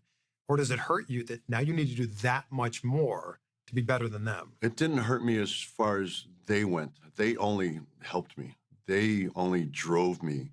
Like when you are surrounded by greatness, it brings out the best in you. And these guys, to say they were competitive would be a massive understatement. I mean, it was a class full of studs, man. These guys were athletes. And so I was good there. I needed them. Thank God they were there. What hurt me was my character that I had in OVW, because I really had, and I always get grief about this because people think that I don't respect Jim Cornette, and I really do. And the reason I do is because Jim Cornette taught us so much about the history of wrestling. He taught us so much about the traditions of wrestling. But I won't back down when I say that career, that character, it stunted my growth in OVW because I had nothing but squash matches. That's what I did. Leviathan? Leviathan. I went out in 2-3 moves and my matches were over. I had Goldberg matches. And I didn't progress like the rest of the guys. I didn't progress like Brock Lesnar or Randy Orton. Even those guys are incredible athletes. And, obviously with Randy being a legacy, I think he was born and bred into this business. but I was just stunted a little bit. I never got to speak on the mic. I spoke on the mic a few times, and it was me screaming into the mic. But I think my growth there was it was a little bit stunted, and I went into the WWE completely unprepared, and it was like a whole new learning curve. And I remember it, and I will say it over and over that Fit Finley in a day changed my life. You know, I went, and that was kind of a last stitch effort. You know, John Laurinaitis sent me down to work with Fit, and Steve Regal, Dave Taylor, and Fit just took me aside and just started talking to me. Like, what's wrong with you, dude? What's wrong with you? And more than the physical stuff, he just got in my head a little bit and made me see things differently. And a light bulb just went off in my head, man. Did Devon see something in you when you were paired with him as Deacon? I think so. Yeah, I think so. I think it's weird because, you know, Devon he was just at a different point in his career. And I don't know if he saw something in me, but I know for a fact that Devon liked me. Like, we got along really well. And and he tried to teach me as much as he could. I learned a lot from Devon. But the light bulb really didn't go off until I got with Fit. The light bulb went off. What's the story behind you getting into Evolution? Because Mark Jindrak had that spot. They even filmed, No, he never had that spot. But they filmed something with him, right? That was after. So after I got injured, so I was with LVW and I got injured, and I was out for a while, and they didn't want to keep waiting for me. They thought they should fill the spot, so they were testing out Mark Jindrak, and they did film some stuff with him, and they just decided it just didn't work as well, and they wanted to wait for me to come back and be healthy. Yeah, but yeah, I know because I've heard that rumor and it was just not true. Well, there's the video, and like you see them four walking down the street, and then you see what that Evolution was filmed way after we started Evolution. Oh wow! Yeah, because then you see what Evolution became, and it's like, oh yeah, like how could it be anyone other than these four? Yeah, no, it was always meant to be us four. And also, what a great theme song. Yeah. Oh man, that theme song's so good. Yeah. Do you remember when you heard your theme song for the first time? Yeah, I remember. I didn't. I don't think I liked it, but you know, it changed a little bit through the first couple years. And I think when Saliva got a hold of it and laid down the lyrics and everything, is when it just was. I loved it. That's when it pumped me up. Are there certain lyrics from that song that you really relate to? When you walk alone. I do. You know, I'm somewhat of a loner, but also at the same time, like, you know, I have people I'm very close to that. You know, I love and I depend on. You know, I know that I can do things on my own, but I like having people there. You know, it's just that I have I'm not a very outgoing person. I'm not a super trusting person. So my circle is very close. You know, but I love these people, which is why I think if you talk to people close to me, they'll tell you that I'm very generous with them, that I'm very loving to them. I don't hold back. Like I wear my heart on my sleeve. If I love someone, I tell them. You know, but, you know, it's people close. And I also, you know, people that are close to me, I hold to a very high standard. I expect a lot out of them, you know, and sometimes they might seem like pressure on them or like I don't know, too demanding. But it's just because I love them. I see something in them. I am on my way to the top. Nobody's going to stop me, and they need to pick it up and come with me. You know, they need to strap on their boots and say, man, we're going to do this all together. We're all going to grow together. It's crazy that you don't think you're already at the top. No, I'm not at the top. I know for a fact I'm not at the top. I guess I'm on a mission. But isn't there that whole thing that then you'll get to the top and then you still will think there's another mountain to climb? And no, I don't think it's that. I don't think it's, you know, if you get to the top and there's, you know, you get complacent or maybe you see another mountain. I think this is the way I've done my career. When I am doing something I love, I put everything into it, but it always leads to something else. It leads to another avenue. So even if you feel like you may be at the top of one thing, I guarantee you it's going to lead you to something else. So now where I'm at is, like, I was just an actor and I wanted to be an actor and I wanted to be the best actor I could be. And I still want to be that. Yeah. I still have a chip on my shoulder to prove that. Like, I'm not in award-winning conversations. Like, I want to be. I don't care about the awards. The awards, you know, it doesn't matter. Like, you know, accolades don't matter to me. But I want to hear people talk about me in that light. Like, I want to be in those conversations. You know, I don't need a trophy. You know, it doesn't mean as much to me as being in the conversation. Say, you know, like, Dave's that good. Dave's proven himself that good. Dave can step on stage with this person, that person, all the best in the world. Like, I want to be in those conversations. But, like, I wanted to do that. And that led me into, now I want to be a part of the process. I want to be a part of, I don't want to be somebody's bitch. I don't want to be an actor, go to your trailer and wait till we're ready for you. Okay, come when you're ready. All right, go to your trailer now. I don't want to be that guy. I want to be involved in the process. I want to be involved in the creative process. I want to have some say-so on my characters and story arcs, the whole thing. So that led me into producing. Now, Oh. same, because I was always acting to pay the bills and wanted to produce, but because I was always so busy acting, I couldn't contribute as much as a producer because I was down there and I was letting people down. I was disappointing. So the solution to that, start my own production company, hire people that can pick up the slack for me when I'm not available. So now I want my company to be successful, and I have people depending on me. So now it's a whole different ballgame when you start employing people, and people are really counting on you. When you're providing livelihood for people, that's a whole different type of pressure. What does your process look like when you Interesting. get a script? When you're becoming that character, where does it start? And it depends on whether I'm not afraid to take a role. It's a smaller role. How about Joe here? So that was a whole process because this script had been around a long time, and it had come to me twice before we finally got it and said, we're going to make this. But when it came to me the first time, I don't think it was comedic at all. It wasn't really kind of a rom-com type film. It was more of a straightforward action film. But I got it, and I thought there was something there. So typically, if there's a script like this where If you were a movie director, you would take Bautista over The Rock. Yeah, I could agree to that. But then again, like, even though Batista right now is explaining, what do you call it? How he takes a role and whatnot. I just think that there's a role for Batista and there's definitely a role for The Rock.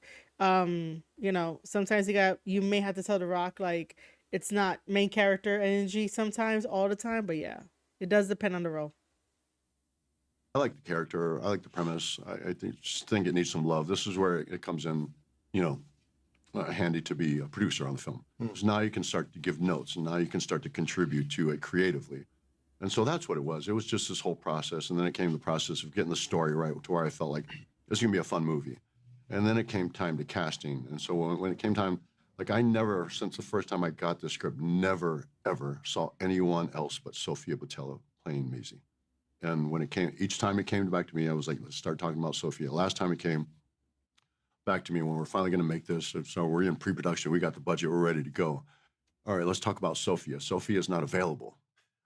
We're going to have to wait then because I can't see anybody. So it became one of those games where, they were bringing the other actresses. I kept saying, no. Well, Sophia's dates aren't working. We change this? So we started changing a bunch of things around, and we just made it work. And I think the payoff is in the film, because Sophia and I we make sense. It's just we have just really, really good organic chemistry. So it just makes sense. But Sarah, I know that's a long answer to your question, but that's how it process. But so and going back to a smaller film where it's just a role. So if it's just a role, and I'm not offered an opportunity to produce, or it's just a smaller film, then I know it's not going to make any money, and it's not going to make me any money. If the role is great, and it will further my career and my reputation as an actor, I'm all over it. Which is which I've done recently. I have a film that's going to be screened at Toronto Film Festival where I took just for the role. I actually paid to be in this movie because they couldn't afford my team, and I don't go anywhere without my team. So I paid out of pocket for my team. Wow. Yeah. Wow. This is the film debut of Drew McIntyre. Yeah. What role did you have in getting Drew in this film? Really just pointing everybody towards Drew, because I was having a conversation with JJ, and he said, I need a great big guy who's like almost intimidating to you, a guy who would be kind of dwarf you, would be bigger than you, and say, and I also need him to be able to pull off a Scottish accent. And he was like, do you know anybody? I was like, man, I got the perfect guy. And I immediately thought of Drew. And I love Drew. I've always gotten along with Drew, and I've known Drew probably since he was a teenager. I think he was like 18, 19 when I met him. Man. What? And, so I pointed him in this direction. I sent him a bunch of pictures, some reference stuff, and I was like, this is a guy. Like, don't even look any further. And he said, oh, I love him. So immediately I hit up Drew and said, hey, man, would you be interested?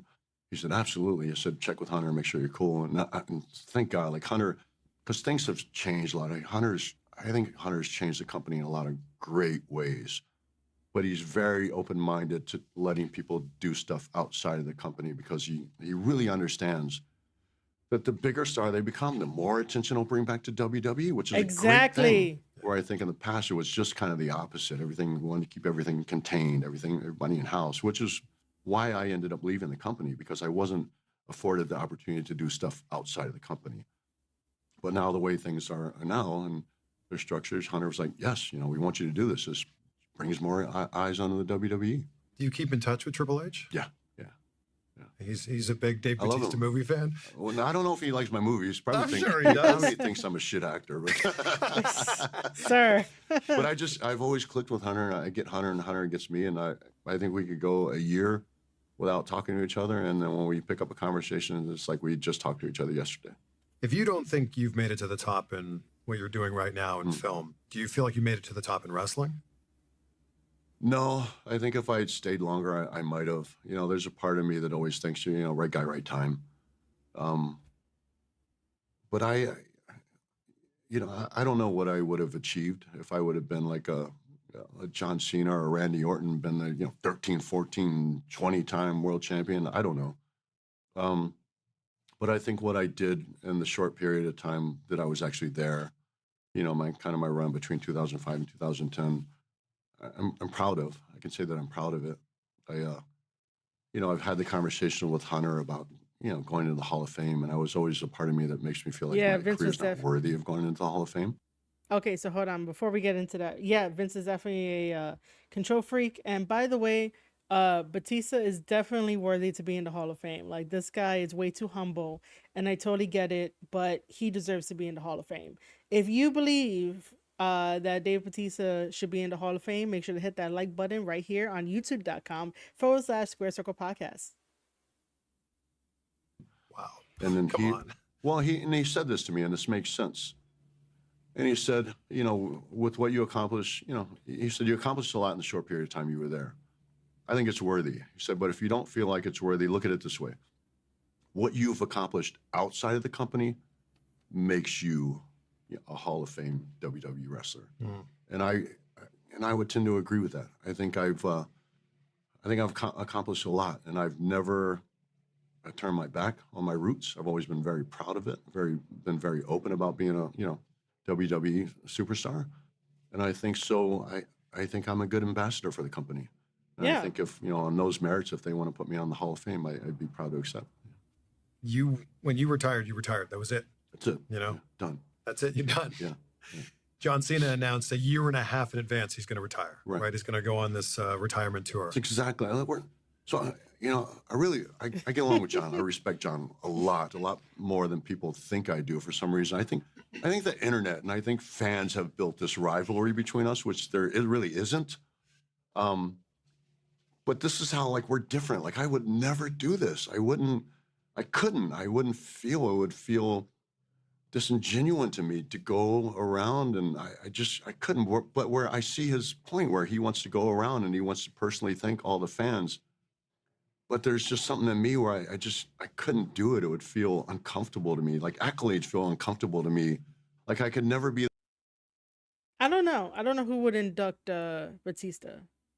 The type of babyface who was saying good stuff because I wanted to get the crowd to cheer for me. I couldn't be that guy. And I just, so I love and respect what he's doing with his whole tour to say, thank you to the fans. But we're just different that way. I couldn't do it. I went out the way I wanted. I retired the way I wanted. I didn't want to make a big deal out of it.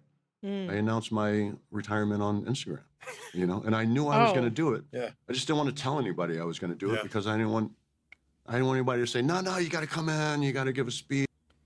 Well, you see, if I'm going to be honest, once he started doing movies, I just figured he was retired. And because he's getting up there in age, it's just, 2 and 2 together. But for the most part, I didn't even know he put out a retirement thing on Instagram and then just went into acting. For the most part, I'm like, yo, if you're going to go into acting or do something else, yeah, I already know you're retired. But it's all good. Engaging out the fans, and I don't know, just something about it would have felt false to me, and I couldn't do it. Speaking of Cena, Let's take it back to the Royal Rumble when the botched finish, right? Yeah. You're standing there in the, Yeah. in the ring. Yeah.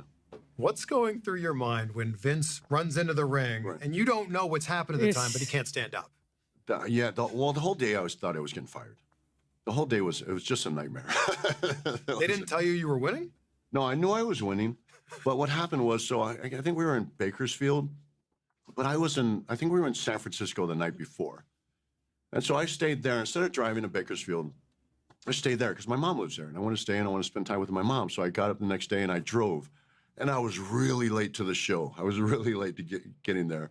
And I knew that I was supposed to go over that night and it was like a big deal and I was going to go to WrestleMania.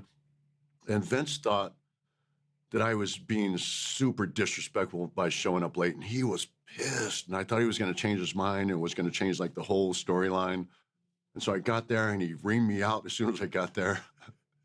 But then the match and it was botched and I totally take blame for it because I went over. I knew what the finish was and I just went over. And thank God we landed when we did kind of, at the same time. Yeah. It was a miracle. And then when I saw Vince coming down, I was like, getting fired. Most of my career until like later in my career, I throughout my career, especially in OVW, I thought any day now I'm getting fired. I was just so happy to be there. At what point do you realize he's torn both quads? I think like later on, I didn't realize during the match, I didn't know why he was sitting there. I had no idea what was going on. And I was just worried about the match. And then they got him out of there. I think I found out later on. And the funny thing was, so I think, I can't remember where we were at like the next day, but it was the next day. And I got to the building and somebody immediately said, Vince wants to see you in his office. And I was like, here it comes. So I went to his office and my heart is beating. I'm like, just in my head, packing my bags. And I walk into his office and he's sitting, he's got his crutches beside him. He's all bandaged up. And he walks in and he just starts laughing. And he's laughing like at the top of his lungs, ha, ha, ha, ha.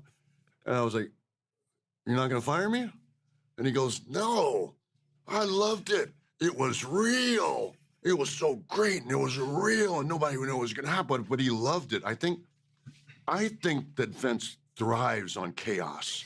I think he needs, when you think about guy who's, he's a billionaire. He's accomplished everything. He's bought everything that he could ever buy. He has everything. Yeah. So what's he got left? Excitement. And I think because that moment was so chaotic, I think it just excited him. It exhilarated him. And so even though it was a total botch, I think he just had so much fun in that exhilarating, exciting moment that he thrived on it and he forgave me. I could talk to you all day. I'm getting the wrap over here.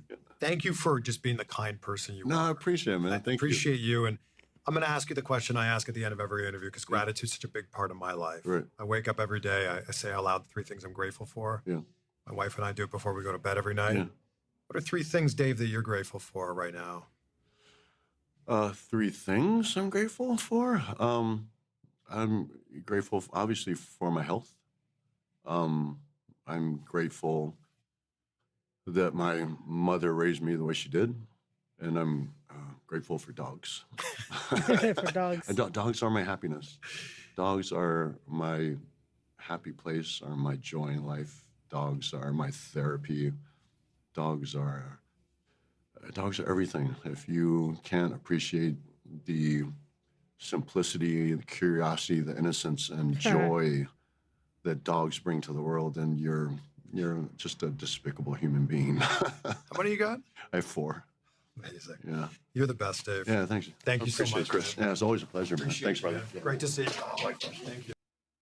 All right, guys, that was the end of the interview. Of course, like I said, no shade towards Chris, but I just wanted to talk about, affiliate sponsorships, marketing, brand sponsorships and whatnot, because it seems like the IWC always wants to try and think that they know when they really don't know, and they don't ask the right people about certain things like that. So I just wanted to bring that to awareness.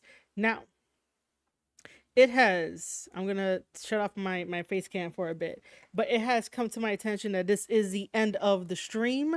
I have to go and make dinner, but I want to say thank you, thank you, thank you, thank you, thank you so much for everybody tuning in. This was an amazing stream. We all did it together. And by the way, I'm going to give you guys to the countdown of like maybe, 5, 4, 3, 2, 1 in a way, but I'm gonna give you like a minute. If you have not gotten in your vote, please make sure to go vote for a Discord community name such as Shadows Den, Shadowverse, Marie and Friends, or other. So quickly do it as I do this outro. Basically what I'm eating today, it's some chicken nuggets and fries because I'm having the pork shoulder marinate overnight. So that way tomorrow I can have some shredded pork with some rice. So that's what I'm having for today. I'm just having something simple. I have to go make dinner. But for the most part, please get in some last minute votes if you have not gotten that in yet. If you have not liked the stream, please like the stream right now. Or you could always do it on the VOD, but I would appreciate it if you do it, now. That's amazing. I do want to say thank you, thank you, thank you, thank you so much to everybody that tuned in. I was really debating if I should stream, if I shouldn't stream, but I am so thankful for Michelle, Raheem, Robert, Denisha, Gio, who else showed up? Patrick, my buddy, showed up earlier. Luca showed up. I know I'm probably missing people. Shadow Den got votes. Yeah, it does. Well then give some and not man, I can't even see. And not the one you bit off for dropping the floor. What? We had an amazing conversation today, ladies and gentlemen, and I want to thank you so much for that. I can't even go back and access who else was in the chat with me, but we had an amazing conversation. I really love doing this so much. Thank you so much for helping me and helping the brand and helping each other and everybody else to get one step closer, because we are trying to get into the YouTube partnership program. So we're almost getting there. Oh, you're talking about the chicken nuggets? Oh, okay. Yeah, nah, dude, if it falls on the floor, I no longer follow the 5-second rule. Okay. I throw that shit away. Anyway, ladies and gentlemen, thank you so much for tuning in today. If you have not listened to any of the other podcast episodes, please go make sure to listen to the podcast episode and all of the back catalog before, because I always have opinions and thoughts about professional wrestling, and I will always try to bring awareness to make sure that professional wrestling is safe, and also wrestlers are safe as well. We didn't really get into too much of the Ricochet and Will Ospreay thing because that was just a disaster of a promo. I'm gonna end the poll right now. So yeah, Shadow Den did win. Shadow Den won by 46%. Shadowverse got 20%. Marie and Friends got 20%, and other got 13%. So the community has spoken. Shadows Den is what it's gonna be, and I'm gonna be working on the Discord as well. But yeah, the Ricochet and Ospreay thing, that promo was bad. We listened to Bautista. Bautista is an amazing person to listen to. He's way too humble, but I would tell him to always keep his head up, and he got a good head on his shoulders. Vince Russo, I enjoy listening to him as well. I enjoy listening to Jim Cornette as well as that too. We're not going to do a recount. We're going to be totally fine. It's going to be called Shadows Den. And inside, I'm going to have like the bodega where you guys are going to hang out and like chat and whatnot.